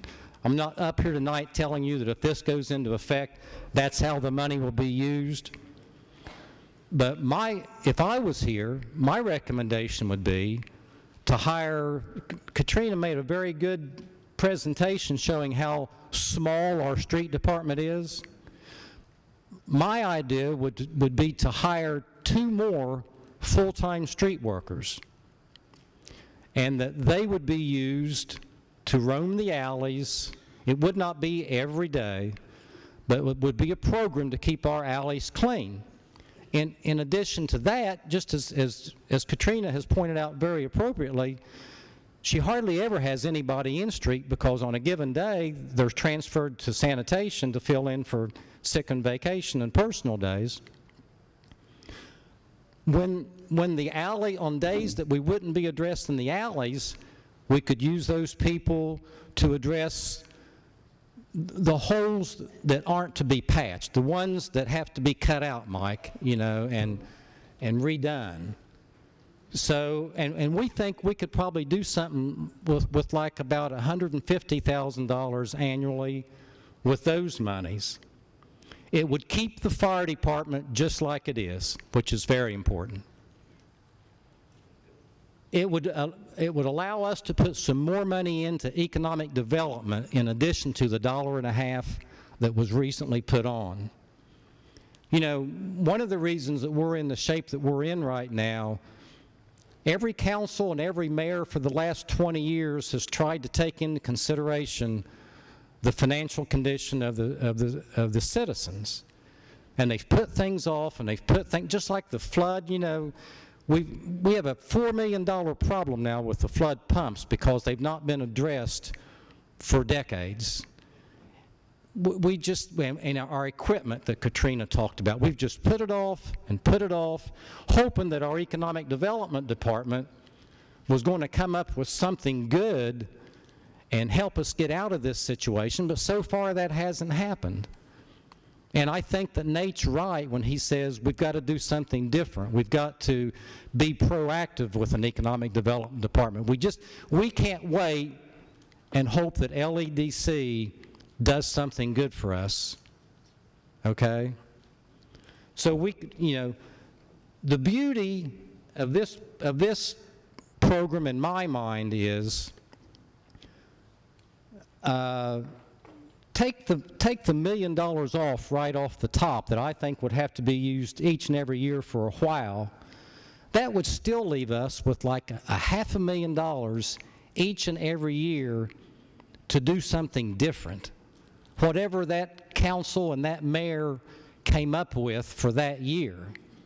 But $1.5 million additional each and every year would be something that this city has not recognized for a long, long time. It's not foolproof. I understand fully that it goes back to putting the burden on the working man.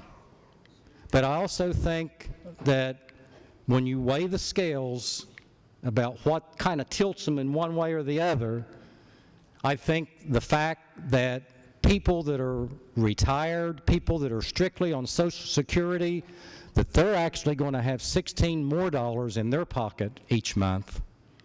And a person that's struggling with a minimum wage job is not going to see anything different other than maybe $1 a month. And it's not, in my mind, even the person making $50,000 to chip in another $26 a month, I don't think is going to make or break that person. They may not like it, but I don't think it's going to make or break them. So that's my presentation, and I thank you for your time. Okay, I think we need to allow the, I don't know if this is on or not. I think we need to allow the audience to come forth at this time, and let me remind you, please, keep it to 3 minutes, as Mark will let me know. So if we just have one at a time, and come to the podium, and please state your name and your address for our records. We'll go ahead and start that. Yes, ma'am.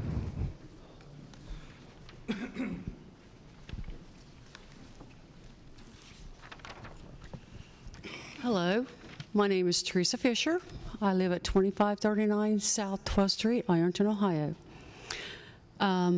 Thank you, Councilman and Mayor, for your input and for your ideas.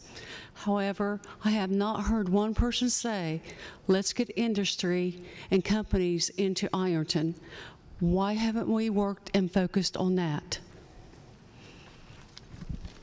Does that work? Can you hear me? Is that good? That's what we were talking about here with the lack of funding in economic development. We have, at one time, we had what we called the Ironton Port Authority. Now it has been combined to the Lawrence County Port Authority, and we have the LEDC. So the properties that we have, probably back in 2009, we had handed our properties over to these entities that they could, since they are the economic development arm of Lawrence County, that they would do this on our behalf. And that's what Mr. Tordiff was talking about, these other entities doing it for us, because we didn't have the budget to have an economic development director, the benefits that come with that, the money that they're going to need to go travel and do that stuff. So we had teamed up with these organizations so that they could do that for us. One of the things that they are saying is that when you're talking about large manufacturing companies do not want to come into the middle of a city. They want to go into an industrial park where they don't have to worry about the residents complaining about coal dust or the heavy trucks. They just like to be away from residential areas. So the Ironton Iron Site, we always talk about the Ironton Iron Site. Well, at one time, Dayton Malibu was there, Ironton Iron was there. Right now, that's what they're telling us in the economic development realm, that property is not conducive for large manufacturing. Could be used for light manufacturing. So one of the things that Dr. Dingus was talking about is there's some money out there for spec buildings, and we have some money through the empowerment zone that we designated for that. Could we build some spec buildings at the industrial park in hopes that light manufacturing would come in and fill up those positions or fill up those buildings. So they're looking at maybe jobs with 30 or 40, not 300 and 400 jobs that would come with large manufacturing. Okay, but if you've got several of those in that employ 30 or 40, then that's going to add up to 300, 400. My other question is, those property owners that own property that is sitting vacant, my understanding is, and correct me if I'm wrong, out here where Hills used to be, that the person that owned that wants such a high rate that nobody wants to come in.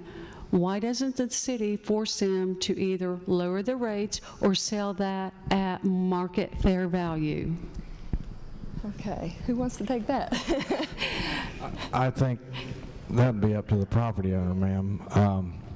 We can't force him to sell it or to raise or lower his rent. I think, each business owner would have that authority to do that. We couldn't, not that I'm aware of, we couldn't make them do that. And I want to touch on your first question, if I may, just for a minute. In economic development, I'm obviously no expert, but I do know that it takes a long time to develop just a simple project, to get dirt moving. And it's not as easy as going on the internet and searching for something and you find it. It takes a lot of work, a lot of effort to do that. And I think just over the years you've seen some growth, and we've seen some growth of new things happening. But even before I came in, things were already in motion. It just takes forever, and it seems like forever to do that. It's not as easy as just calling them up on the phone and say, hey, we have a building here for you. Please, invite us to your grand opening. It just takes a lot of work and a lot of effort, and I think we're moving towards that. Let me say something about what you mentioned about vacant buildings. One of the things that council passed was an ordinance that people with vacant properties, they have to register that with us now. And there is a fee associated with that. And I believe that fee grows the longer you leave it vacant, just to encourage people to flip that property and not just let it sit there and deter businesses from coming in. So that's one of the things that we're trying to put in place and get the registry and get everybody listed, and in hopes that they would put people into those buildings. Okay. Let's I'm sorry, I want to keep it in order here. You can speak. Just my last thought here is, I am one of the working people of Ironton. I do work out of this city. I do pay my 1% income tax, but it's unfair for 1/4 of the population that does work to pay for everybody else. And I'm not talking about people who are on limited income, Social Security. I understand. It's a sad fact in this nation that you have to choose between paying your rent, paying your taxes, or buying food. Thank you for your time. Thank you. And you can understand how every one of them feel, and I feel as well. When we have the elderly that can't, they're choosing between eating and getting their meds. And then we're sitting here, needing money also just to do basic infrastructure and to keep the city running. It is difficult, and that is countrywide, and we know that.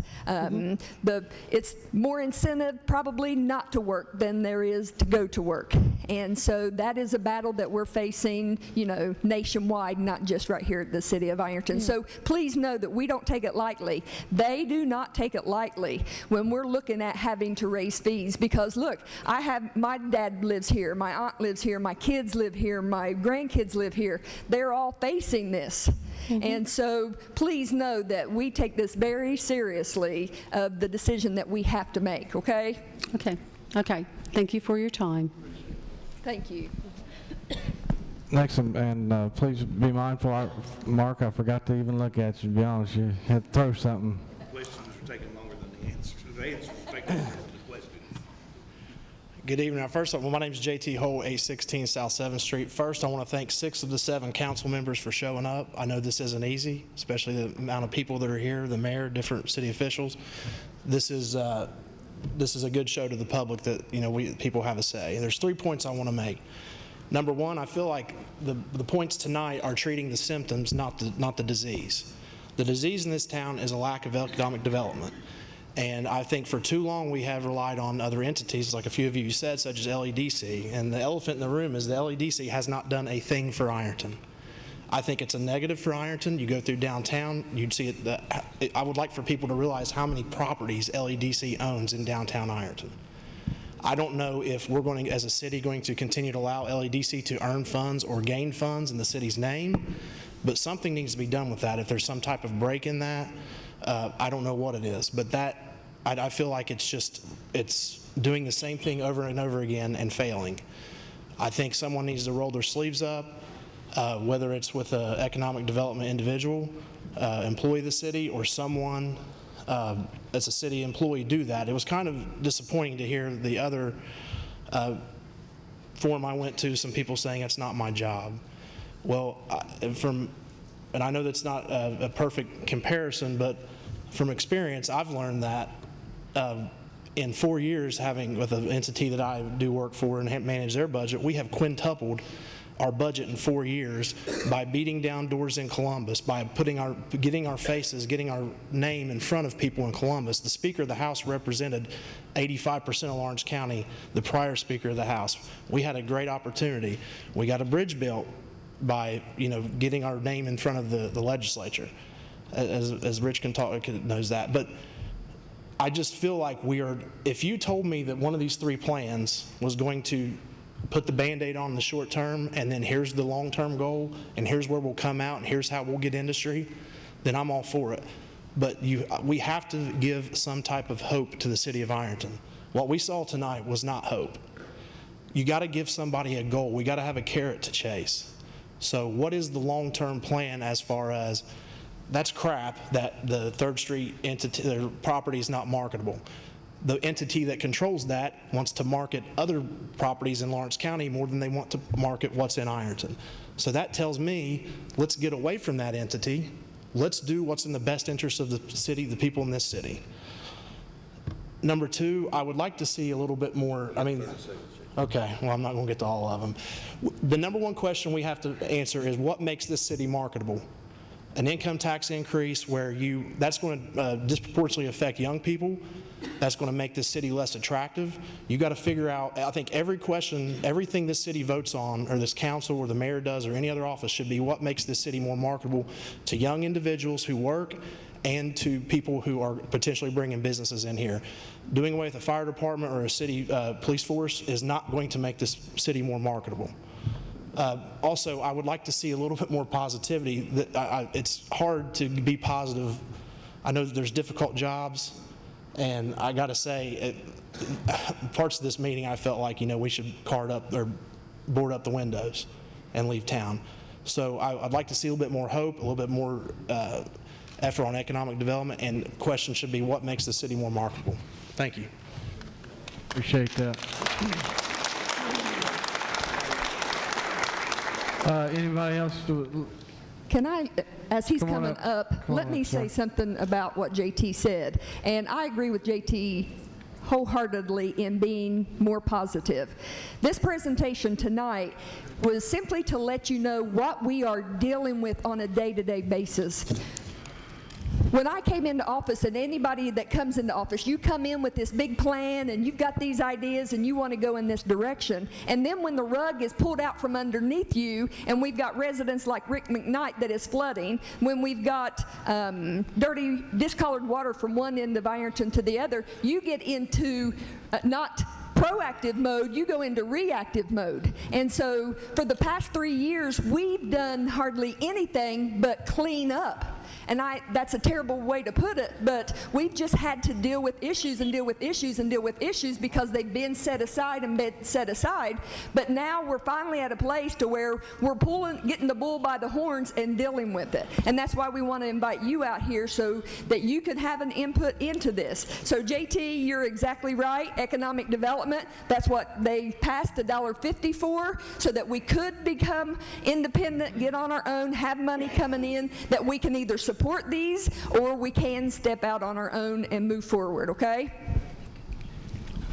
Charles Wells, 108 Share Road. I'd just like to know how much Mr. Klein's proposal would cost per 1,000 gallon of water. And also, if we pass the city income tax, I'll guarantee you we're going to eliminate the rest of these fees that you're going to put on. Mr. Wells, I had the proposal I had was beginning January 1, 2020. It would be $82.73 for a 1,000. That'd be the minimum for the 1,000. No, that's the increase? Or will it? That would be the total. That would be the total amount would be $82.73. Okay. Yes, I did. And then for 4,000 gallon usage, it would be $133.73 for the 4,000. And that would be for each year a CPI with that. Well, they don't, but we wouldn't have any guarantee that this will be taken off if the income tax passes, or if the, because you all won't be on city council. I mean. Well, literally, I don't mean. Right. Well, again, I'm hoping if that would go through, and again, I'm not willing to, I'd like to hear some feedback from residents as far as that goes. I know that's a large number. I'd also like to hear, once we get feedback from residents, feedback from other council members and the mayor as far as that goes. I'm not willing to put it sponsored as an ordinance unless there's other interest from our community and council. And it wouldn't be coupled with an income tax in addition with that.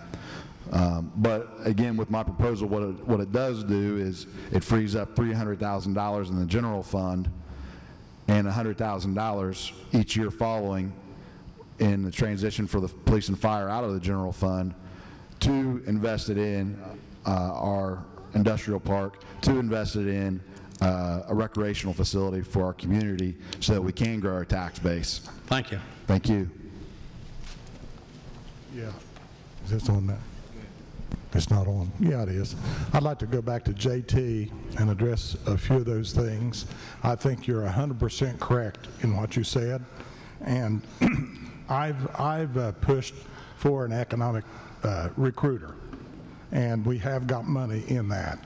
And what I think on Tortoise plan, I support that, because even though it's hard to get parity in the different plans, but that'll give us the fastest way to build some money. Right now, the way we are, we don't have any excess money to do anything with. This income tax will give us money that we can build our own economic department and, stand on our own 2 feet, because, I mean, you don't have to argue the fact. Look around. For the past 20 years, nothing's happened other than the hotel, which I really appreciate.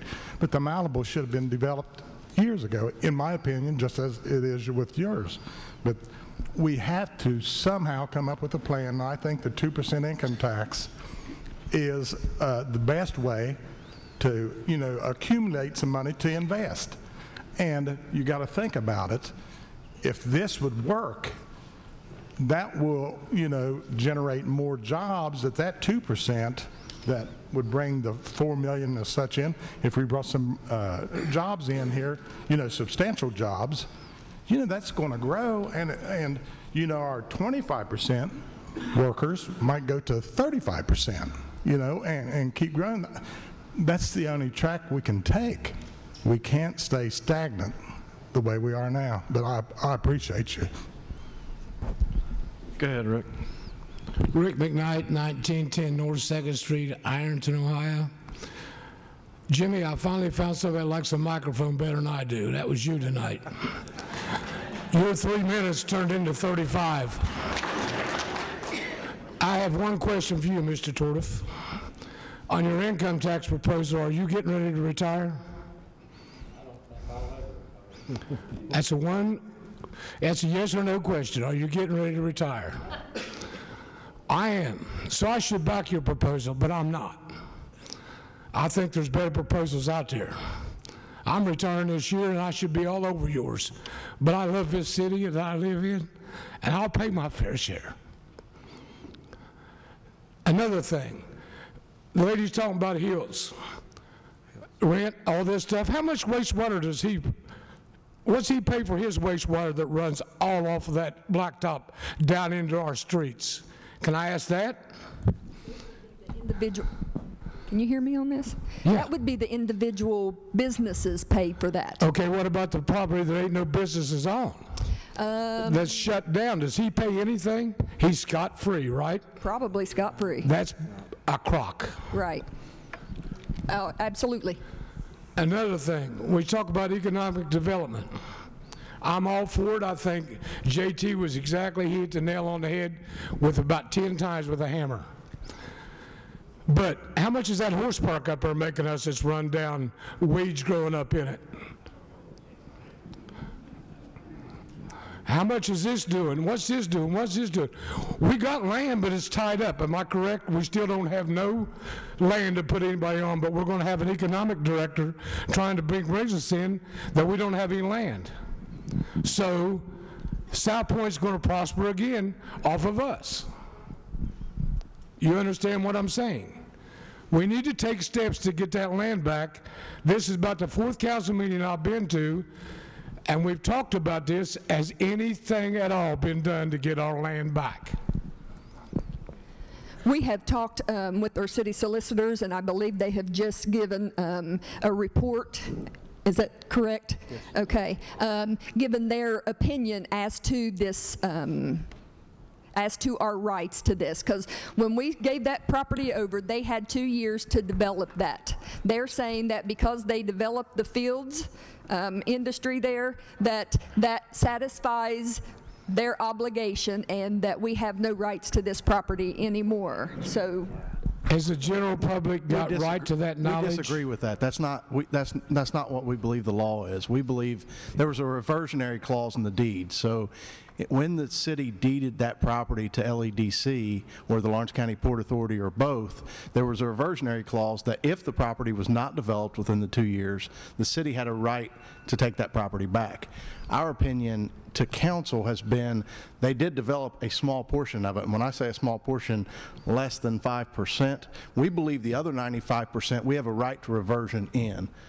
So at council's direction as solicitors, we will approach whatever they deem as necessary, but that's going to take an official action. Well, can I lead this cheer? Take it back. Thank you, Rick. Anybody else, so we keep moving along? I know it's getting a little late here, but yes. We're going to let everybody talk. I just want to keep it going. Yes, ma'am. Hey, my name is Abby Kuhn, and I live at 1714 North 2nd Street in Ironton.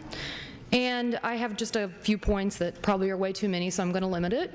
But thanks for everything, just doing this to give us a better idea. I mean, I know you, at the city council meeting that I went to, I let you guys know that I just moved back. And first of all, I wanted to say, I mean, I appreciate everybody coming up with some idea, but as JT said, we all know that that's a Band-Aid.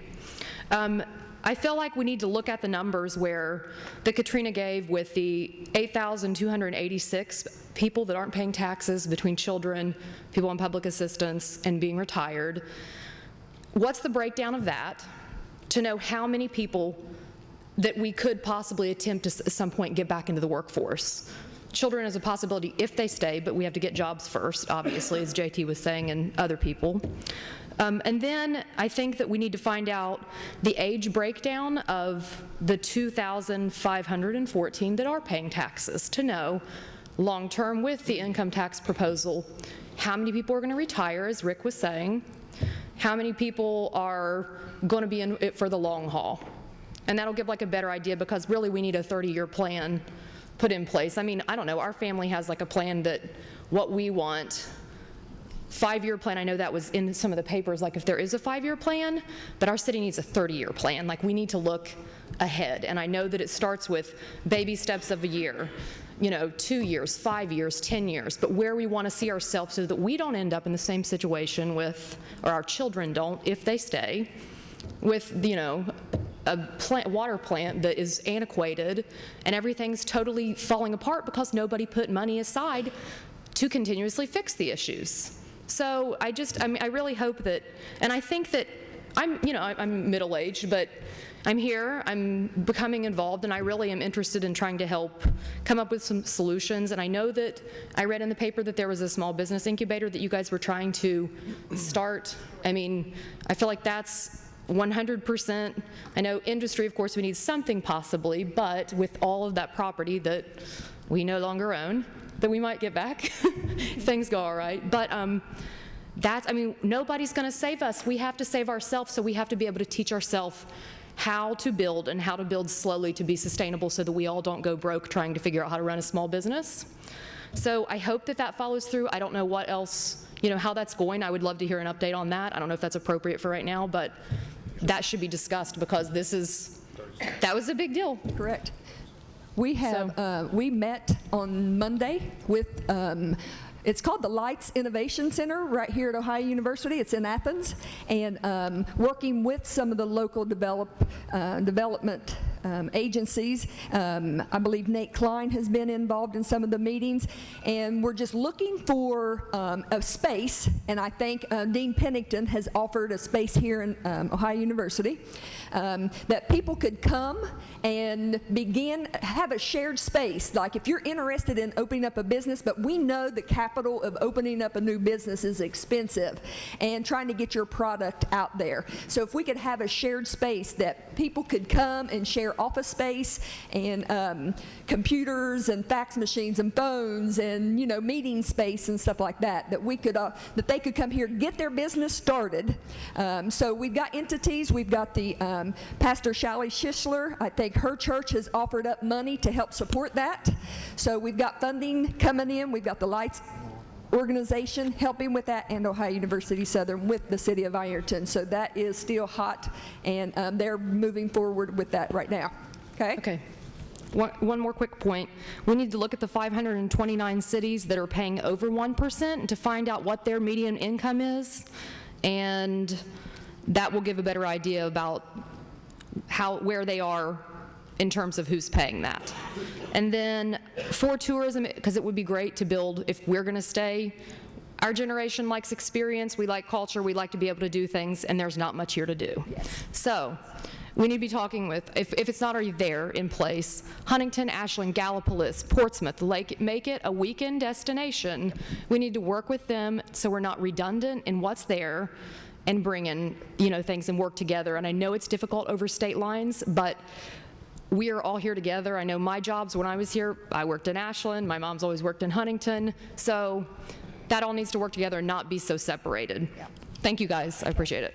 Thank you, ma'am. As she's talking about tourism, I know we beat up on LEDC a little bit, but please understand that they have millions of dollars invested in here with the hotel and stuff like that. I know we want to see more, and I know we want to see light industry up here and not just, you know, the hotel and lodging and a little restaurant or something. We know those aren't high dollar jobs, but please, I want you to know that they do have a big, as Nate would say, skin in the game, and they do, but there is more that can be done, so I do want to say that. As far as tourism, working with LEDC and the Port Authority and the Ironton Alive, we have the Ohio Southern Coast campaign that we have teams that go up to Cleveland and promote this area with the Wayne National Forest, with Rally on the River, with the parade, with the different things that we have here. So we do have teams that go out and try to support that, and that's what we were talking about with Wayne National Forest. If we can promote people coming down here and staying in these hotels that are being developed, promoting Wayne National Forest with hiking, with horseback riding, with archery, with boating, with fishing, you know, that outdoor life. Look, we have the largest white-tailed deer population right here in southern Ohio, and we don't even market it. That's a missed opportunity. And so if we could get the Convention and Visitors Bureau, and they had been working with us, but they lost their director. But developing a plan that we can really go out and push tourism, but we can't just stick with tourism. It has to be a comprehensive plan. So we have to have light industry. We have to have tourism. We have to have retail. We have to have shopping. We have to have a whole comprehensive plan that, man, at one time we have one big plant, it bellies up, and then we're back in the same shape. So we're looking at smaller light manufacturing, tourism, retail, eateries, lodging, okay? Thank you. Anybody else would like to address the, have a gentleman coming forth? Michael Lutz, 1529 South 5th. Again, I'd like to thank the 6 of you that showed up tonight, and Marta, you as well. You're probably the hardest worker one up here right now. I'd like to talk about, Katrina, you mentioned it briefly, and I believe Nate, you did. In 2012, when I was on council, I proposed that the landowners, the property owners, become responsible to pay the water bills. That was voted down. Surprisingly, it was voted down, in my opinion. But I didn't foresee who would show up at council. The only people that showed up for the meetings as that ordinance went through were the landlords. And they made a big stink. The other mistake I made was I didn't ask for people that were landlords on council to recuse themselves. So they were able to vote in their favor. When I did that, I went through 32 cities that are like ours, or towns, and found one in Ohio, like size, that did not hold the property owner ultimately responsible, and that was Waverly. So there's Ironton and Waverly that did not hold that does not hold the property owner ultimately responsible. Now, it's my understanding that you currently have an ordinance and it's tabled. I believe you're for that, right. So I checked again today. I didn't do 32 because I was actually doing my real job. I went through 5, and all of them held responsible, including Waverly, which changed their law in 2016. So they changed their ordinance to make the property owner still available. So everybody's talked about the income. I'm just referring to the collections, which you made reference to. And I don't know, Nate, I think you actually said at 1 the deficit from the collection. I think you have a feel for that number. Maybe not exactly, but I think you're in the ballgame with it. I would recommend that you pull that off the table and vote to make the property owners available. Now, I have read your minutes where someone says, I don't want to be the landlords to be responsible if the renter leaves the water running. It's a cost of doing business. I'm sorry, it is a cost of doing business. It is also, you know, the landlord has options on how they can do it. Now, of these cities I looked at today, they all had 2 options, where one of the options is landlord holds the bill themselves. Another option is that there's 2 bills sent out, one to the landlord and one to the tenant, and the tenant is responsible. And if the water gets turned off, then the landlord becomes responsible in order to have service back on that unit. Now, this is provided for also in the Ohio Code of Ordinances. It is specific to that you can put a tax lien on the property if the bill's not paid. Now, you can't put a tax lien on a renter, obviously, right? So I get, with all that being said, and there's different examples, and you can look at all the cities, and I can share with you if you'd like. I would like to know individually, if you're not a landlord, individually, if you'll pull that off and how you'll vote. And if you'd vote no, I'd really like an explanation for that. Thank you. Thank you, Mike. Anybody else would like to address the council? Hello, guys. Thanks for being here tonight. Matthew Conley, 2440 South 12th Street. Mr. Tordiff, is your plan enough money? If we did the income tax, is that enough money to sustain several years down the road, 10 years down the road, 20 years down the road? It doesn't address, thank you. It doesn't address the sewage treatment plant that Katrina talked about that was last renovated in 1987. and it doesn't address the program that we're going to have to do of the monitoring of the separation of the sewers. It does eliminate the $11.5 million debt we're getting ready to initiate that would require a sizable increase to the stormwater utility on the utility bill. But it does not address the sewer plant. It also addresses, as I stated, another thing that we've got coming up is a $600,000 need to renovate the water plant. And it would be my opinion that if I was on council, that my recommendation for 1 year would be used $600,000 of the $1.5 million to pay in cash the renovation, so we don't have to borrow or raise the water rates for that project. So it would start helping us go in the right direction, right? Your income tax. In my opinion, it would do more than heading in the right direction. It would show immediate improvements to the city that I think does make us an asset for people to want to live here. And it would go a long way towards keeping any future, it eliminates the municipal fee, as does Nate's, and there would not be a need for, and the flood fee. Now, I hope everybody realizes the flood fee will not be on forever. That's to address the approximate $3.5 million problem we've got with the flood pump stations, and that'll come off once that's taken care of. The only reason I ask is there a possibility of you and Nate putting your ideas together? And, you know, a third of the citizens in Ironton are the working ones. We pay the income tax.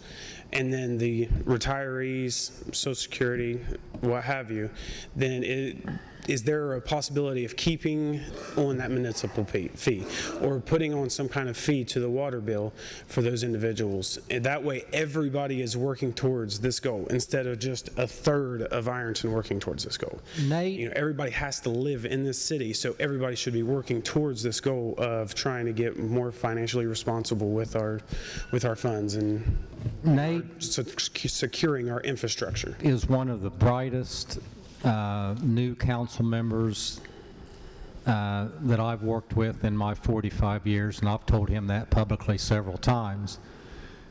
He and I do have a philosophical difference right now in that I don't think there is one other single city in the state of Ohio that taxes retirements. As a matter of fact, I know that there was legislation in Columbus last year that would make it illegal to tax retirements. And again, I think I started my presentation off by saying I wasn't trying to talk anybody into anything. It's just my opinion that there are so many people that can't afford an across-the-board $30 or $32 the second year or $34 the third year. But having said that, if there's not enough support for my plan, I fully intend to support Nate's plan. Like I said, I think that we need to put away all of the you know, the tourism. Yes, I would love for there to be tourism. I would love for us to utilize Wayne National Forest. I would love for all these businesses to come in this industry and everything, but it sounds like our infrastructure is broken. It sounds like we really need to start working on getting the citizens to start trying to work towards a goal. And, you know, if that's me paying more taxes, I'll pay more taxes. I mean, it is what it is at this point. It's my responsibility to make a home for my child. And, you know, if I want to do that in the city, then I need to do my part in doing it, in, you know, moving forward. So I was just kind of coming up with ideas here. Like I said, thank you guys for coming here tonight. Mr. Conley, I just want to kind of address that a little bit as far as you're talking about, is there some way you can marry those two plans together? Mm-hmm. I do think there would be a possibility if you had a income tax, but you had a possibly a municipal fee tax credit with that, so that that would be adjusted, appropriately when you filed your taxes. But my overall opinion as far as the fee, the way to go, not only is it fair, we talked about trying to attract new businesses, and I do believe that is the solution. Not only would we be asking the 1/3 to 1/4 of our residents to pay the 1% income tax, but we'd be asking, or additional 1% income tax, we'd be asking businesses to also, and new businesses, to pay that income tax also.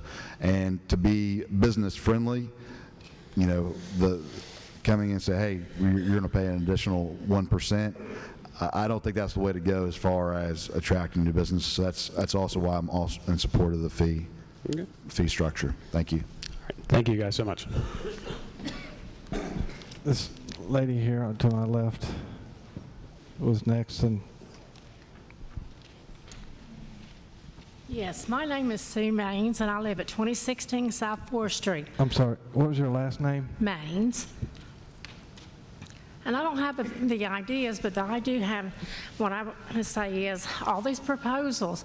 Me and my husband both work over in Ashland, so we pay their taxes. We pay Ironton City's taxes. We are also a landlord. So now you're saying that you want us to pay their water bills on top of it. So you want us to pay all these fees plus all that. I'm here to tell you we can't afford that. We've already got increases in health insurance. We've got increases in everything. I'm sorry, we can't afford it. They're not saying that they want you to pay the tenant's water bill or utility bill. They're just saying that if somebody would run out on, then the property owner's responsible. One of the things that we've done in the last 3 years is, at one time, they could go 3 months and not have their water shut off. We've cut that down to 45 days. 45 days. You get 1 month and then the 15 days, and then they're coming out with the notice to shut that water off. So that, in hopes, wouldn't allow the landlords to be stuck with a high utility bill, okay? What would happen there is the landlord would have to raise the rent up. Right. And then you're going to run the younger generation out. I have 3 children. All 3 of my children have moved out. No jobs. Everything too expensive here in the city. That's left me and my husband by ourselves. And it is because the city has not provided the jobs. The economic development is the answer, and the city has failed.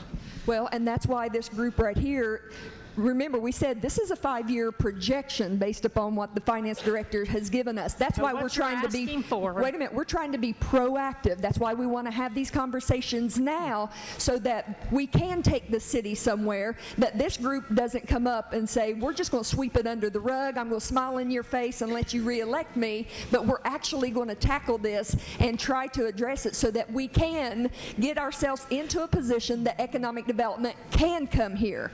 If we don't get infrastructure taken care of, if we don't get things situated, we will never get economic development. We understand that, and I understand that, but you're putting too many fees and too much on the working person. I'm still a working person. My husband's still a working person. You want us to pay Ashland City taxes. You want us to pay Ironton City taxes. You want us to take and pay what the people don't pay for their water bills. You want us to pay all these fees. We have all these increases that on the insurance where we work out, the things they don't pay. There's nothing left. And when you add all these fees, you're literally taking food out of mine and my husband's mouth, literally, is what you're doing. So you need to look at stuff and maybe take and give the working person who lives out of the city maybe their credit back to where they don't have to pay all the additional stuff. Do we want the fire department to be done away with? No. Do we want the police department? No. That's part of the drugs. This town has so many drugs and stuff in this town, and it is because we do not have the proper police force. Thank you, ma'am. Appreciate your comments. My name is Dave Lucas, and I've only got 2 things here. One from a viewer that's watching this evening live on Facebook. You've had 2,300 people been watching. and 2,000 of those have engaged by some form or another, clicking on, making comments, and so on. So I applaud you for this wonderful open forum. And the question I have for you from this viewer, who is a resident of Ironton, will you please quickly give us an update on the new hotel and how that stands? Mayor, would you like to address that? Sure. We went out to bid, and so that has been placed into, we have a contractor ready to go on that.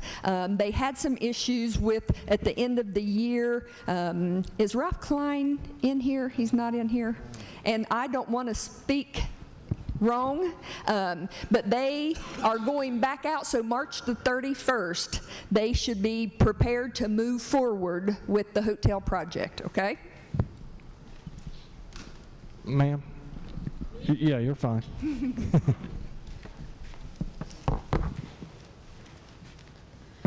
Name is Deborah Haggerty. I live at 622 North 5th Street. Please do not sign me up for jury duty now.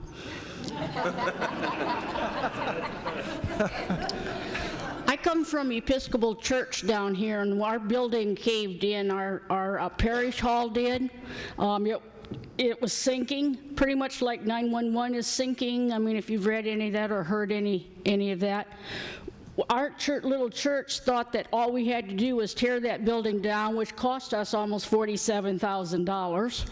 And then, so we had to come up with that money. And then we thought we could build another building on it. Well, it's not so. If you've driven past there, you've seen the sign that said "Curious" for a while. That sign was to get people to tell us what kind of building that they wanted to see here in town, that we could use for the whole town and not just for our little church.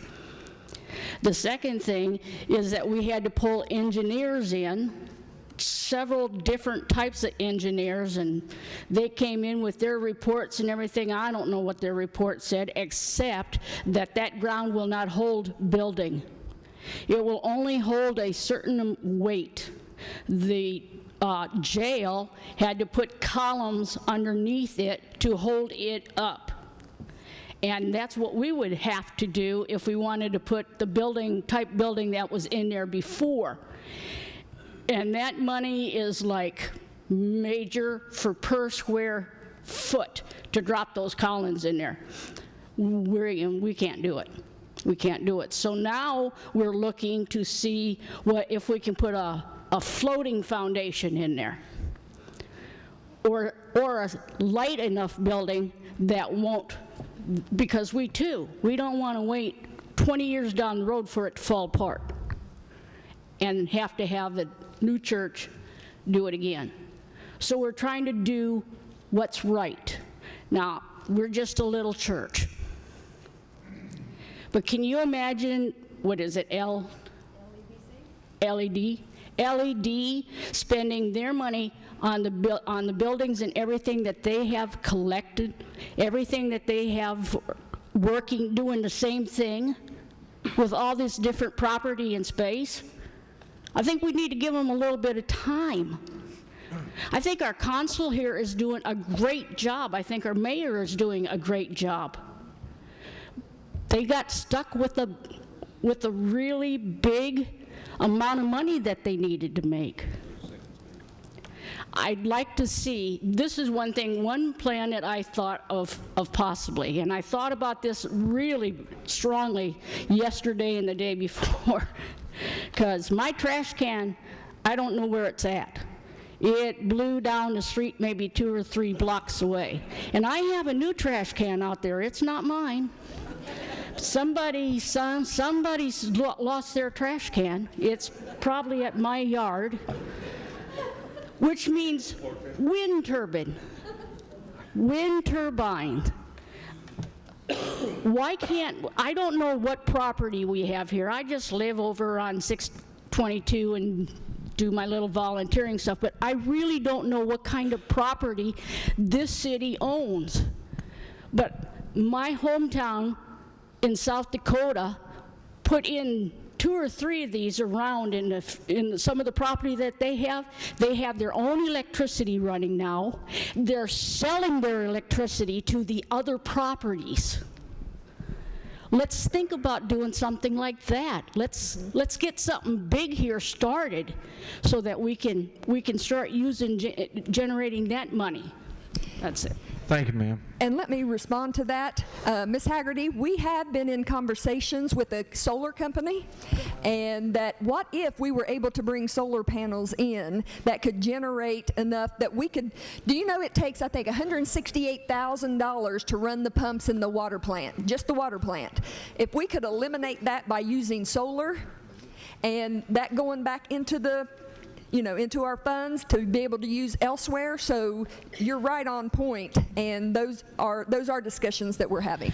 The wind turbine, those great big machines, those great big windmills that they say birds fly into. I've been online, I've been researching this a little bit. One windmill provides enough electricity for 400 homes. So how many homes do we have here? 4,800. Well, I can't do math that fast. But just think how many windmills that you need just to fulfill that. Just to fulfill that, And this is a windy city. Thank you, ma'am. Yes, ma'am. My name is Debbie Meddings, 2539 South 12th Street. I have no filter, so I'll try to keep it calm. Ma'am, I'm sorry. Could you speak in? We can't hardly hear you up here. Fine, thank you. Vertically challenged. I grew up in this town. At one time, I believed in this town, and I loved the city. It was a time when you could ride your bike from one end to the other. It was safe. You could sleep with your doors open. Neighbors sat out on the porches and congregated. People were friendly. I moved away and I came back. I moved away and I came back. Finally, I decided to buy a home here. I don't intend on staying here. Hopefully I will go south where it's warmer.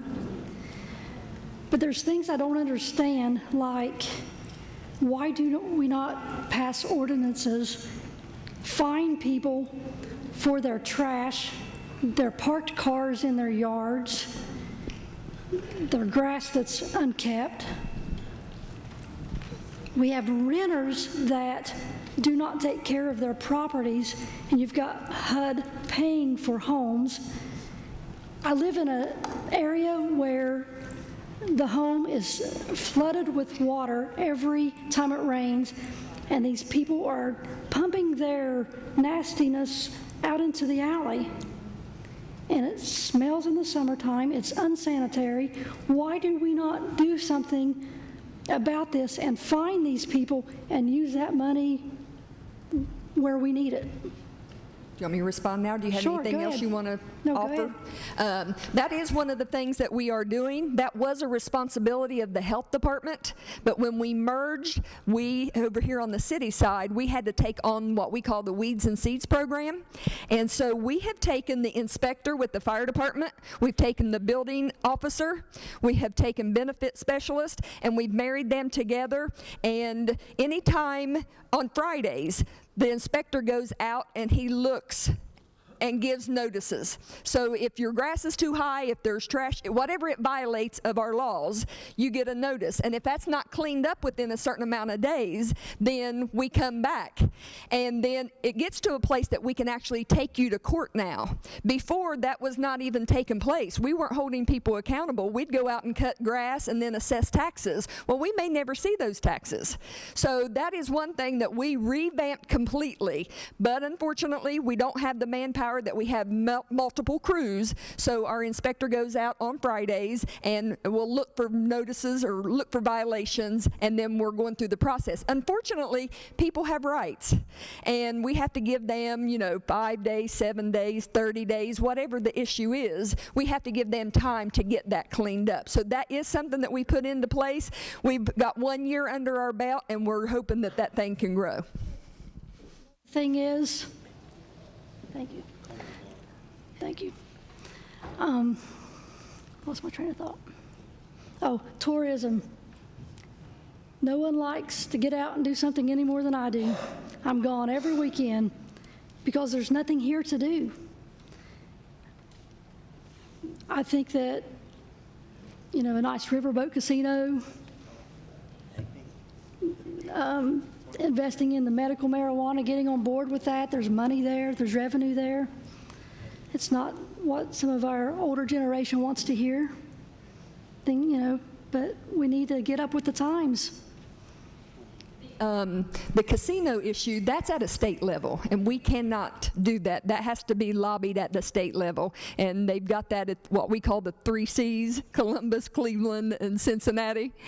So they do have that stuff gambling up there. Unfortunately, we can't do that here unless, we lobby for that and be able to. But right there on the riverfront, we want to see riverfront development. I don't understand what the boat dock is down at our riverfront. I don't really understand that little boat ramp dock thing that was put there. I'm not, what's the purpose? What purpose does that serve? That was part of a bigger plan. It was phase 1. Unfortunately, the government did not fund that Big P grant so that we could continue with upgrading the boat docks and then going on forward. So that has to be put on hold until, again, we can get funds to be able to move forward with riverfront development. Okay, gotcha. The other thing was Portsmouth. Portsmouth has done some amazing things with their little town. They've taken their older buildings, received funding and grants to turn those buildings into apartments for the elderly, and it's become a neat little city. I work downtown in Portsmouth a lot, and I'm just really amazed at what they've done. Sure. The murals alone, that's an attraction. We tried to do that here, and people deface and are disrespectful. Nobody has any pride anymore. Absolutely. One of the things Ironton Alive is working on, Sam had did a complete study in downtown, what type of upper floor housing do we have in our downtown community. So he has a full report on that, and that's one of the things that the LEDC worked with him to do. So can we draw people back downtown? Can we restore the Ronay? There's been $500,000 worth of capital line item to get that restored. Statistics prove that every ticket sold to a theater, $20 goes into the local economy because you're going to stop off and buy something or go to eat or something like that. So that's the importance of restoring the Ronay. If we can get upper floor housing and get people in those houses and have a footprint downtown, then people could open up businesses because there's that foot traffic. My generation, we were taught to run to a mall. So I had to literally retrain my thinking and not run into a mall or run into Walmart. That marketing director for Walmart's excellent, but we can get, we have to start shopping and doing things in Ironton, and if we're able to get people living and get foot traffic downtown, then we can grow our businesses. Okay, thank you, Mayor. I have one more thing. We support Rally on the River. I'm not a biker, but I know that does bring in a lot. Why not have something like a pig iron event? Have more events for people to attend. We have an organization right now that's trying to, it's not the regatta, but I believe in June that there is Ohio River Festival or Ohio River Revival that will be taking place on the riverfront. So there are groups, and these are private groups. This isn't city funded. These are private groups that do this and trying to bring activities back. Good. Thank you, ma'am. Hello? Okay, ma'am, I'm sorry, just a couple things. I wanted to touch on what you said as far as cleaning up our town and taking pride in our town. I do want to discuss just a few things quickly that I feel like our council here this year has been very proactive in. One of the first things I did, along with Craig here, we sponsored legislation with the help of Mr. Anderson to file a lawsuit for the city against opioid companies in an effort to recoup some money that has been a strain on our police and fire department. We talked about the vacant building registry, having vacant buildings registered and compliant. Also, not only addressing those vacant buildings possibly downtown or aren't being developed, but also addressing out-of-town banks that might foreclose on homes. They just sit there and not on the market. So hopefully that'll be a stimulus to get those onto the market and developed and better in our neighborhoods. We talked about the weeds and seeds program that we've taken over, and we have more control over it. I feel like it's been successful this year.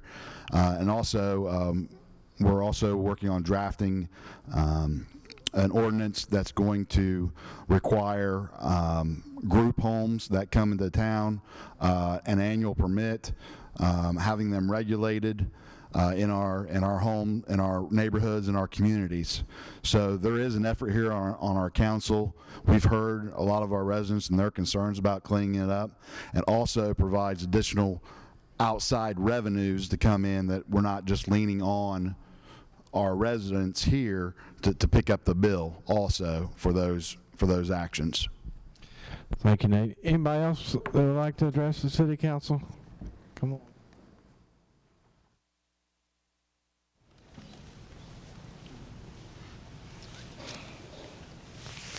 I'm Frank Maynard at 2635 South 8th Street. I got one question. Why do we always talk about cutting services to the city? We never talk about cutting the council's pay or the mayor's pay. How come we never do that? Anybody want to take that? My salary is attached to the judge's salary, and it is part of the so we the can't city cut charter. your pay. You can't cut that. Cut your pay, but we can take those firemen and lose their jobs. That's how it has always. Yes, since the charter was put in place. Do you in think that's right? Do you think it's right? Okay, let's look at the mayor. Okay, let's look at somebody that steps into this position. You're only there for 4 years. And after 4 years, you could be done. Yes. I mean, this is detrimental to me right now because I could be out of a job in 4 years. Yes. So if you take the salary of a mayor down so low, who wants to do it? Who wants to give up a retirement? Who wants to give up benefits? Who wants to give up other things? You take our police department this low, we don't even have police. Absolutely. I support that. We don't want to get rid of this. And we have 4 city council members up there that's been into politics in years in this town. Well, this is out of control. It's not nothing to do with the police department. We have a great police department, yes, we great do. fire department. Absolutely. But you gotta help them out. That's why we're here right now doing this. We have 4 politicians up there that's been there for years. We're not going to get in. Okay. Yeah, we're not going to get into that. Let's keep it civil here. Anybody else that would like to address the city council? Yes, ma'am. Hi, I'm Carol Waringa. I live on 9th and Spruce, and I know some of you all have missed me. I'm sorry, your last name? Waringa, W-I-E-R-E-N-G-A.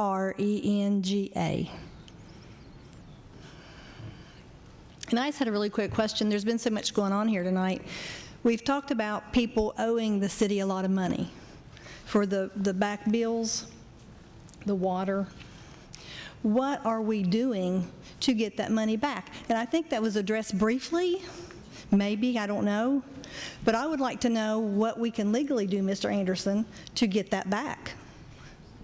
Can I say, okay, real quick. One of the things we're doing right now is going out to collection. We got 2.5 people in the water department, okay? So we are trying to go out into get a collection company. We've got the company right now. All we got to do is move forward with giving them the information. They're going to try to collect it for us. This is the problem. They can only collect about, I think they said 15 to 17%. So once somebody's gone, it's hard to track them down. But within my constraints or within my abilities, Yes, that's all I can do. In addition to that, the city operates under a federal court consent order, where the federal court in Cincinnati has required us to follow certain steps prior to turning off an individual's water. So we have to follow that. If we don't, then there's serious repercussions for the city, more serious than what we would collect. So everyone's mindful of that, and we all have copies of that we abide by. That's one. Two, the fees that are on the water bill, not all of those are directly related to water. Correct. So the city puts those fees on the water bill as a convenience to the city. So it makes it very difficult when we talk about collecting some of those fees by, for example, putting on property tax, because the law is quite specific as to what the municipality can put on a property tax bill. The municipal fee, I don't believe, would be added to that. So that would have to be broken down even further to continue that. So the best route is what the mayor suggested, which is sending it to collections. The other part of that, just the practical end of it, is a lot of these folks have moved from the city, no longer live here, and are judgment proof, meaning even if we were to sue 100 of these individuals, 80 of them may be judgment proof, meaning that we get a judgment against them, but we can't collect it because... Anything. Correct. Okay, the only reason I brought that up is because you're asking for more fees and increases, and I get that. I've lived here off and on my entire life, and I'm 61 years old. I know most of you up here, not you young pups, but I know most of you. And the young guys have some good ideas, and the older guys do too. But I think if we know that you're trying to collect the back fees, then I think that helps us as citizens do that. Absolutely. Because it's hard for me to swallow another fee if you're not trying to collect what fees the city's owed. Yeah, we're already moving forward on that. That's Carol, we do have an ordinance. I think it's tabled right now because we're tweaking it, but Brett and the mayor now has the shut-off time within 45 days. It's 45 days from 90 days, correct? I put forth an ordinance because there's so much back and forth about the renter and the landlord. We now require a $200 deposit on a person that buys a new house or buys a house. I know, I had to pay that when we moved back. Yeah. It's non-refundable. Or a renter. And it's not refundable until they leave the premises. Like if they rent a year and move on, their utility bill has to be paid in full or they forfeit that. So in conjunction with the 45-day turn-off, shut-off, with the $200 deposit, we're not going to lose nearly what we did. Okay, well that's good, because at one time we were like $1 million in the rear, and now we're down to what, 500,000 or something, give or take. Okay, but that's all I wanted to know. Was, it's hard to swallow a fee if you're not collecting the back fees. Thank you, ma'am. Appreciate your comments this evening. Anybody else that would like to address the City Council this evening? Yes, sir. Chief. My name is Mike Mallmeister. I live at 510 Washington Street in Ironton. I'm the fire chief for the city of Ironton. One thing I'd like to clear up from the early presentation, as well as I'm sure the other firefighters, take exception to a statement that was made that the city is at a skeleton crew except for the fire department. I know that is a conception that some people have, but we as a fire department, I know we only have 16 guys right now. We've been working with 17. But we feel that when we go on any kind of medium to significant incident, those 16 to 17 guys are not sufficient to take care of the incidents that we have. I mean, just Councilman Clary, he had his business. That amount of people is not enough, and to say that is a skeleton crew, in my opinion, is not fair to the department. Also, I know we always seem to have a target on our back because the paper there says volunteer fire department is an option, and I know there's been talk of cutting here, cutting there, cutting here, cutting there, and I know, like I said, we've had a target on our backs, but for two of our guys to be told here in this in this setting, that they're going to be laid off in March, I believe is unfair. I mean, I know, you know, that it's been talked about, it's been bannered back and forth before. I mean, I'm not, you know, but for it to be said in a public forum such as this, that 2 guys are going to be laid off in March, I believe is unfair. Thank you. Thank you, sir. Mayor, let's move forward with the next. Yes, ma'am. Cindy Friend, 416 Columbia Street. You guys want to put all these fees on us, but yet you're going to do away with our firemen, our police department. Come on, but you're going to hire an economic development director, and you're going to hire somebody to come in and collect these water fees that used to, the landlords paid it if they didn't pay their water bill. So everything has changed, and you guys are in this big debt.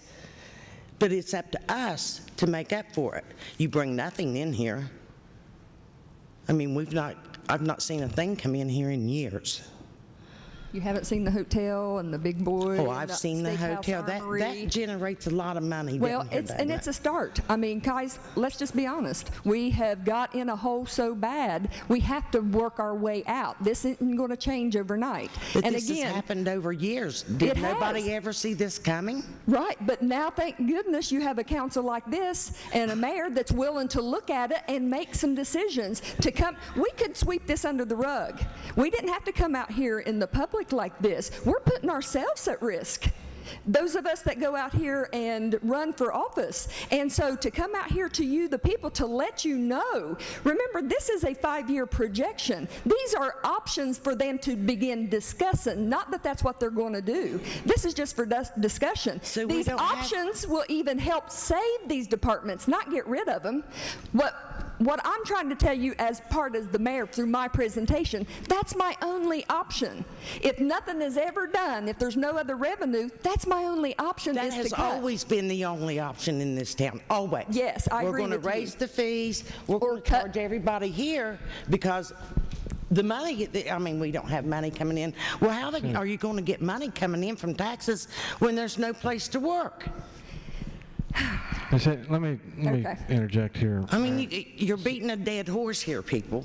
See, what we're trying to do tonight, and the purpose of this meeting, as we said before, was to get your ideas and suggestions. We don't want to go into, you know, all these other areas, okay? And that's why we're here tonight, and taking notes and going back to study this, and you know, we meet again next Thursday, I guess, in a regular council. So, I mean, the purpose of this meeting tonight is to gather information from the public, suggestions and ideas, so we can move forward.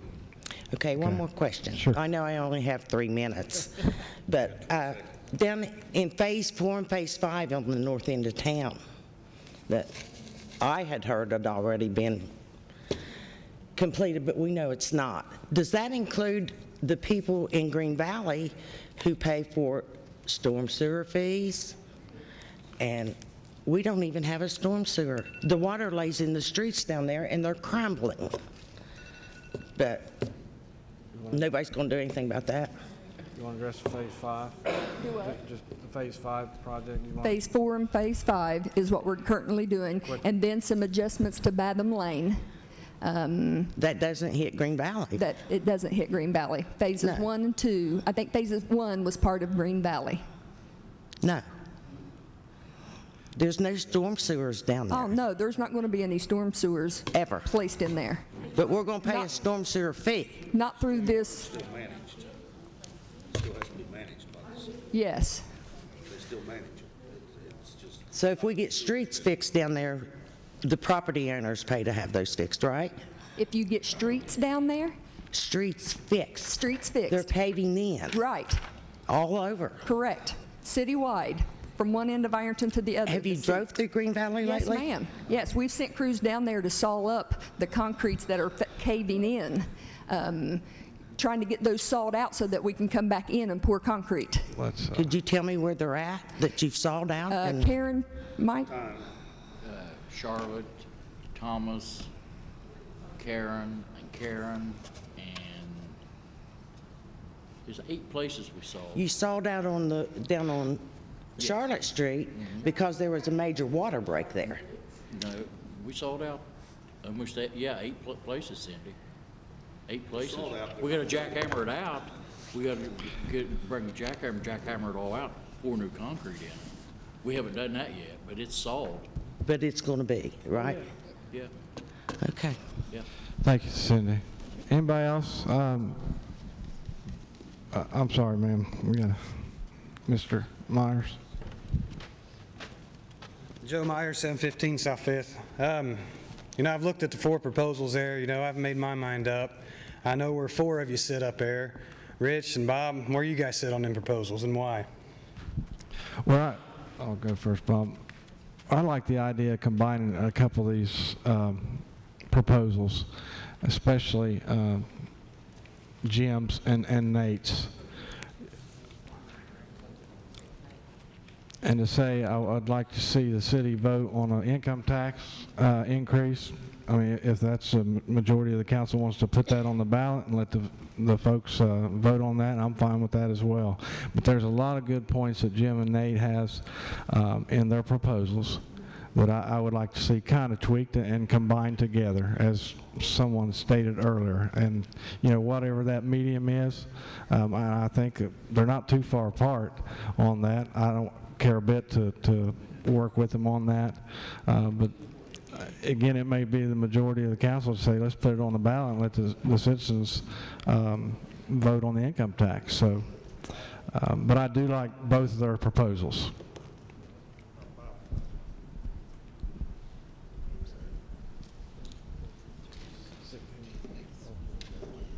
Yeah, I'd like to mention, I'm kind of on the same page with Rich, that, you know, if I think putting it on the ballot, the increased income tax, will give us a real idea where the citizen wants to go.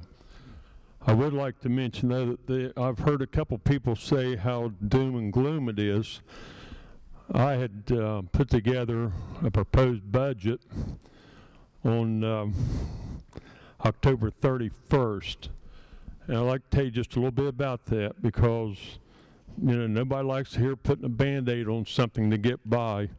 But we had to have a budget that's going to operate in the black. We cannot pass a budget that has any red in it at all.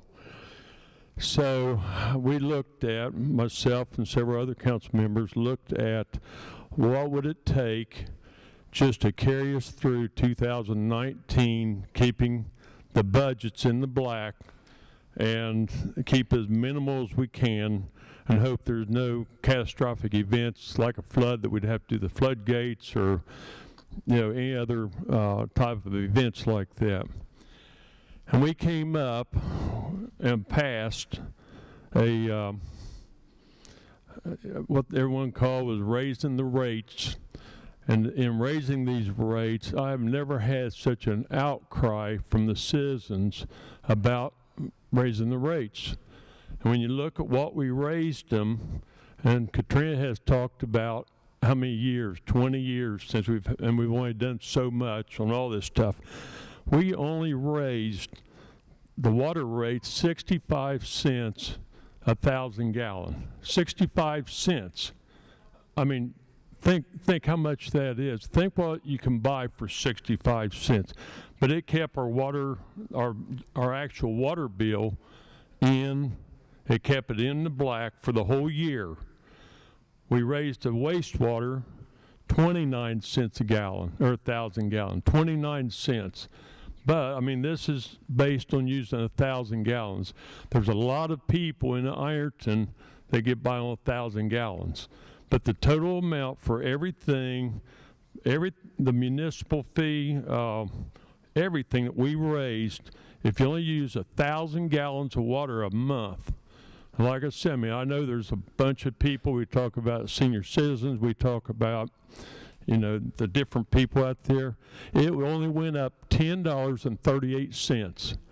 The council chambers were packed for many, many meetings, wanting to know what in the world we're doing. I got calls at home, at work, with people just say my water bill more than doubled, And it was weird because it hadn't even been into effect yet. February the 1st billing is supposed to have this additional $10.38. If you use 4,000 gallons, it's going to increase about $17 if you use 4,000. But these people were calling me saying, my water bill doubled this month. What did you guys do to it? Well, we didn't do anything to you because the new bill hadn't come out for another 45 to 60 days. And you know, I think people, when you look at Nate's plan, which I think he's put a lot of hard work into, I think he's got a lot of good ideas there, and he's tweaked a little bit. Me and Jim, we have talked about his after hours at the meetings, in the mornings. I mean, it's like, it's always on my mind, how are we going to do this? And I think Jim's got some good ideas. I think, like I said, I think if the citizens want to vote in a 1% increase with his ideas to eliminate part of the municipal fees and some of the other fees, I think would work great. But I want to put on the ballot. We cannot, as council, we cannot just up and raise it. We can raise municipal fee. There's some other fees we can raise, but not the income tax. So I guess my position here, I'm kind of going around the whole thing here, is that with what we put in, what we passed to keep the budget in the black for this whole year, we had to have some breathing room, and that's what it's given us to figure out what our next big step is. But you know, we have $1.50 of that's going into the economic development recruiter that Chuck had got him on board with us on. We've got the $5 new fee for the flood fee, because you've heard everybody here talk about the pumps. I mean, these pumps are absolutely awful. And I've had people come to this shop and say, oh, I can get that rebuilt for you for hardly nothing. No, you can't. I mean, these people, a lot of them don't really understand what we're dealing with. If you take a pump, a flood pump, that was put in 1940, and so, you know, you do the math on it, I mean, 80 years, if my math's right, 80 years that thing served Ironton. There is no parts available. Mike has to go on eBay and try to find motor starters, to find bearings, to find anything he needs to do. It's getting harder all the time. This $5, I think Jim mentioned, is not, it's not a forever $5 fee, but it is going to be there for a while until we get all the flood stations rebuilt. If you looked at the flood that we had, I don't remember the date, but New Boston, they made national headlines because their flood pump went down and the river is coming up through the storm sewers, and it totally flooded where 23 was blocked. You could not go down 23.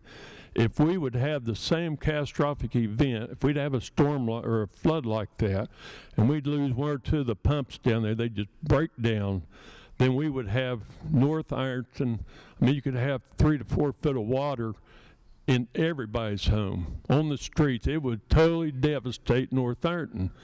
We as council members said, you know, we messed around long enough, like everybody here said we have. It's time to do something. The $5 that we put on, part of the $10.38, part of the $17, is going to redo those flood pumps. And we're thinking it's going to take, is it 5 years, Jim? We'll bring in $250,000 a year. So $250,000 a year, specifically put in an account just for the flood fee, period. We can't pull it out. Katrina cannot pull it out and pay payroll with. There's nothing we can do except rebuild the pump stations. That's the whole intent of it. Once they're rebuilt, then we're in an opportunity. That's something we could probably drop off. I mean, for $5 a month, you know, in 5 years, do you want to, or do you want to keep it going and go and rebuilding something else? So there's a lot going on. There's a lot of doom and gloom I sit here and looked at and agreed with in my mind with somebody that said you just want to roll up the streets and leave or whatever, because it does look bad. But we are, all 7 of us, council members and the mayor, are working together to try and put something together to make Ironton work again. And we're doing it. We've got this new budget. It's going to take us through this year. It's going to get us through Election Day. So if there was a decision made to put tax increase on, I'm all for it, to give it to the citizen to vote on. And if you like Nate's deal, if that one goes through, or Chuck's had some ideas, and me and Rich have both worked together with all of them, but it gives us a little bit of time to do it. You know, it's not like that we're going to shut any departments down tomorrow, because I think we're pretty much in good shape as far as keeping everything in the black. So I hope, does that answer what you're...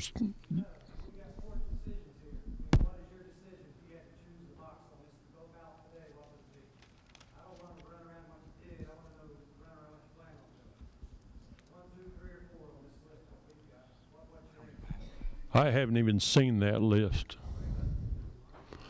Well, I think that I would support.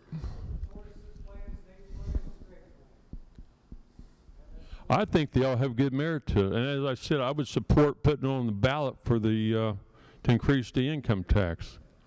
Yeah, I mean, you know, but I think Craig's got good ideas with the. I hate property taxes.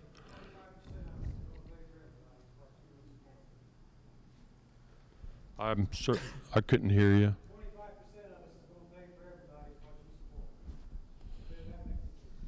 Well, with Jim adding to it, where he's talking about it will reduce the municipal fee, take it off. That's going to help the people that's out there. I mean,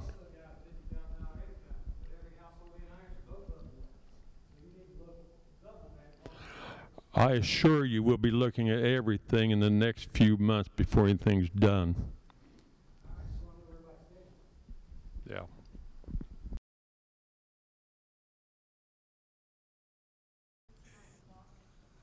Ma'am? Yeah. Do you have something real quick here? I think the mayor wants to finish up. Go ahead. Yes. Yes.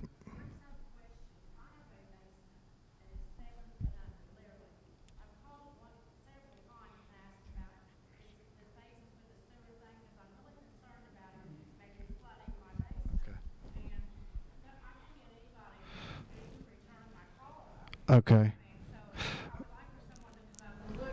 She. Okay. Okay. Okay.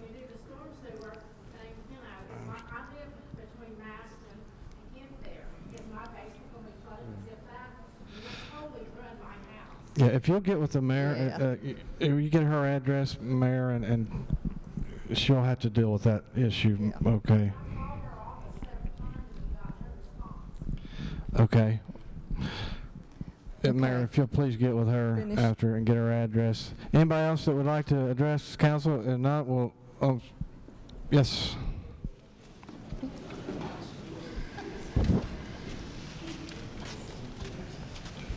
Brad Lowe, 2423 South 10th. We've heard all the Band-Aid fixes, as somebody said so far. And we've got a fee for an economic developer, right? We're going to hire somebody.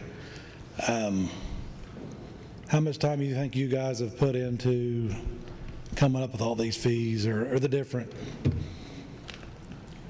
possibilities? I mean, anybody got a guess? How many hours?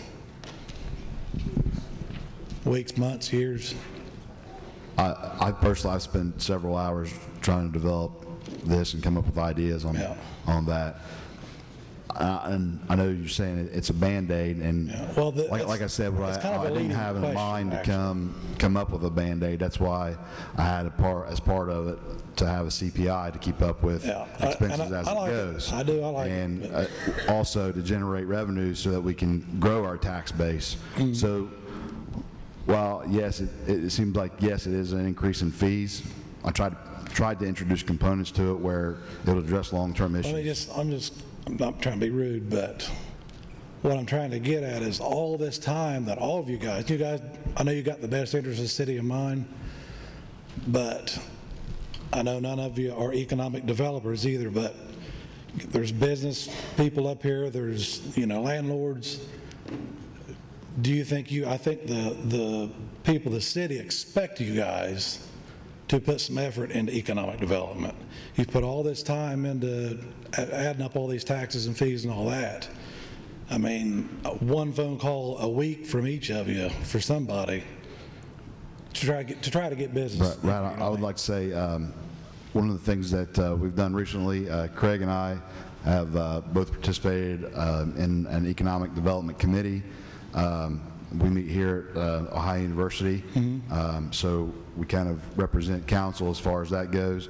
The mayor's there, along with various stakeholders in our community, and we do discuss those issues, and so it's not just we're just going through the motions and showing up every other meeting.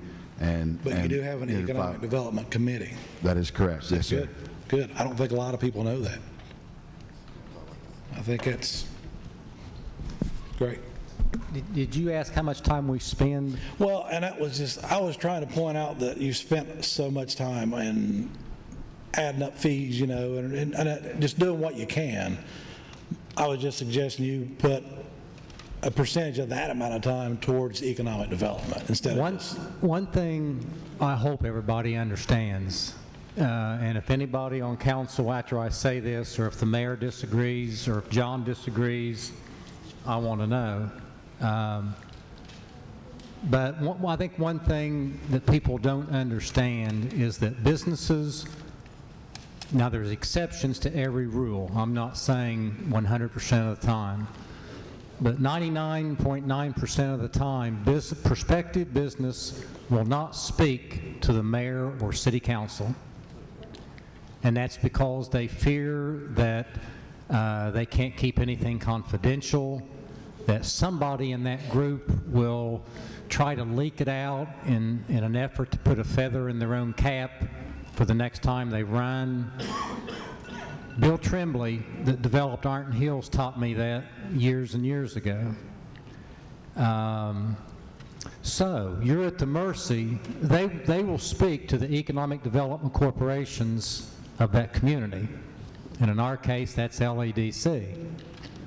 And I'm certainly not saying that they haven't done some things for the city. We've talked tonight about the hotel and the Big Boy and the restaurant that's going to go in behind the Big Boy, and tutors and some other things, but not to develop the vacant property that we need developed. And that's the reason that we feel like we have to bite the bullet, create some revenue to have our own economic development director so that we can have some input. You agree with that, Mayor? Wholeheartedly.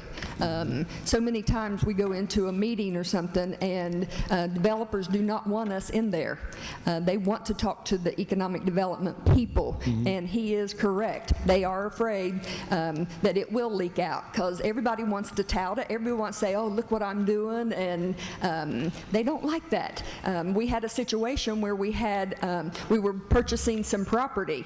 An entity found out about it, bought right in the middle of it, and wiped the whole project out because that information got out. Yeah. And so those are things that we have to deal with. Yeah. I'm glad that came out because I don't think a lot of people knew that. I mean, it's obvious to me that the citizens are headhunting all you guys. They want to point the finger at somebody for why this city's in the shape it is. But I can say I'm glad to see that there's a committee, and that's.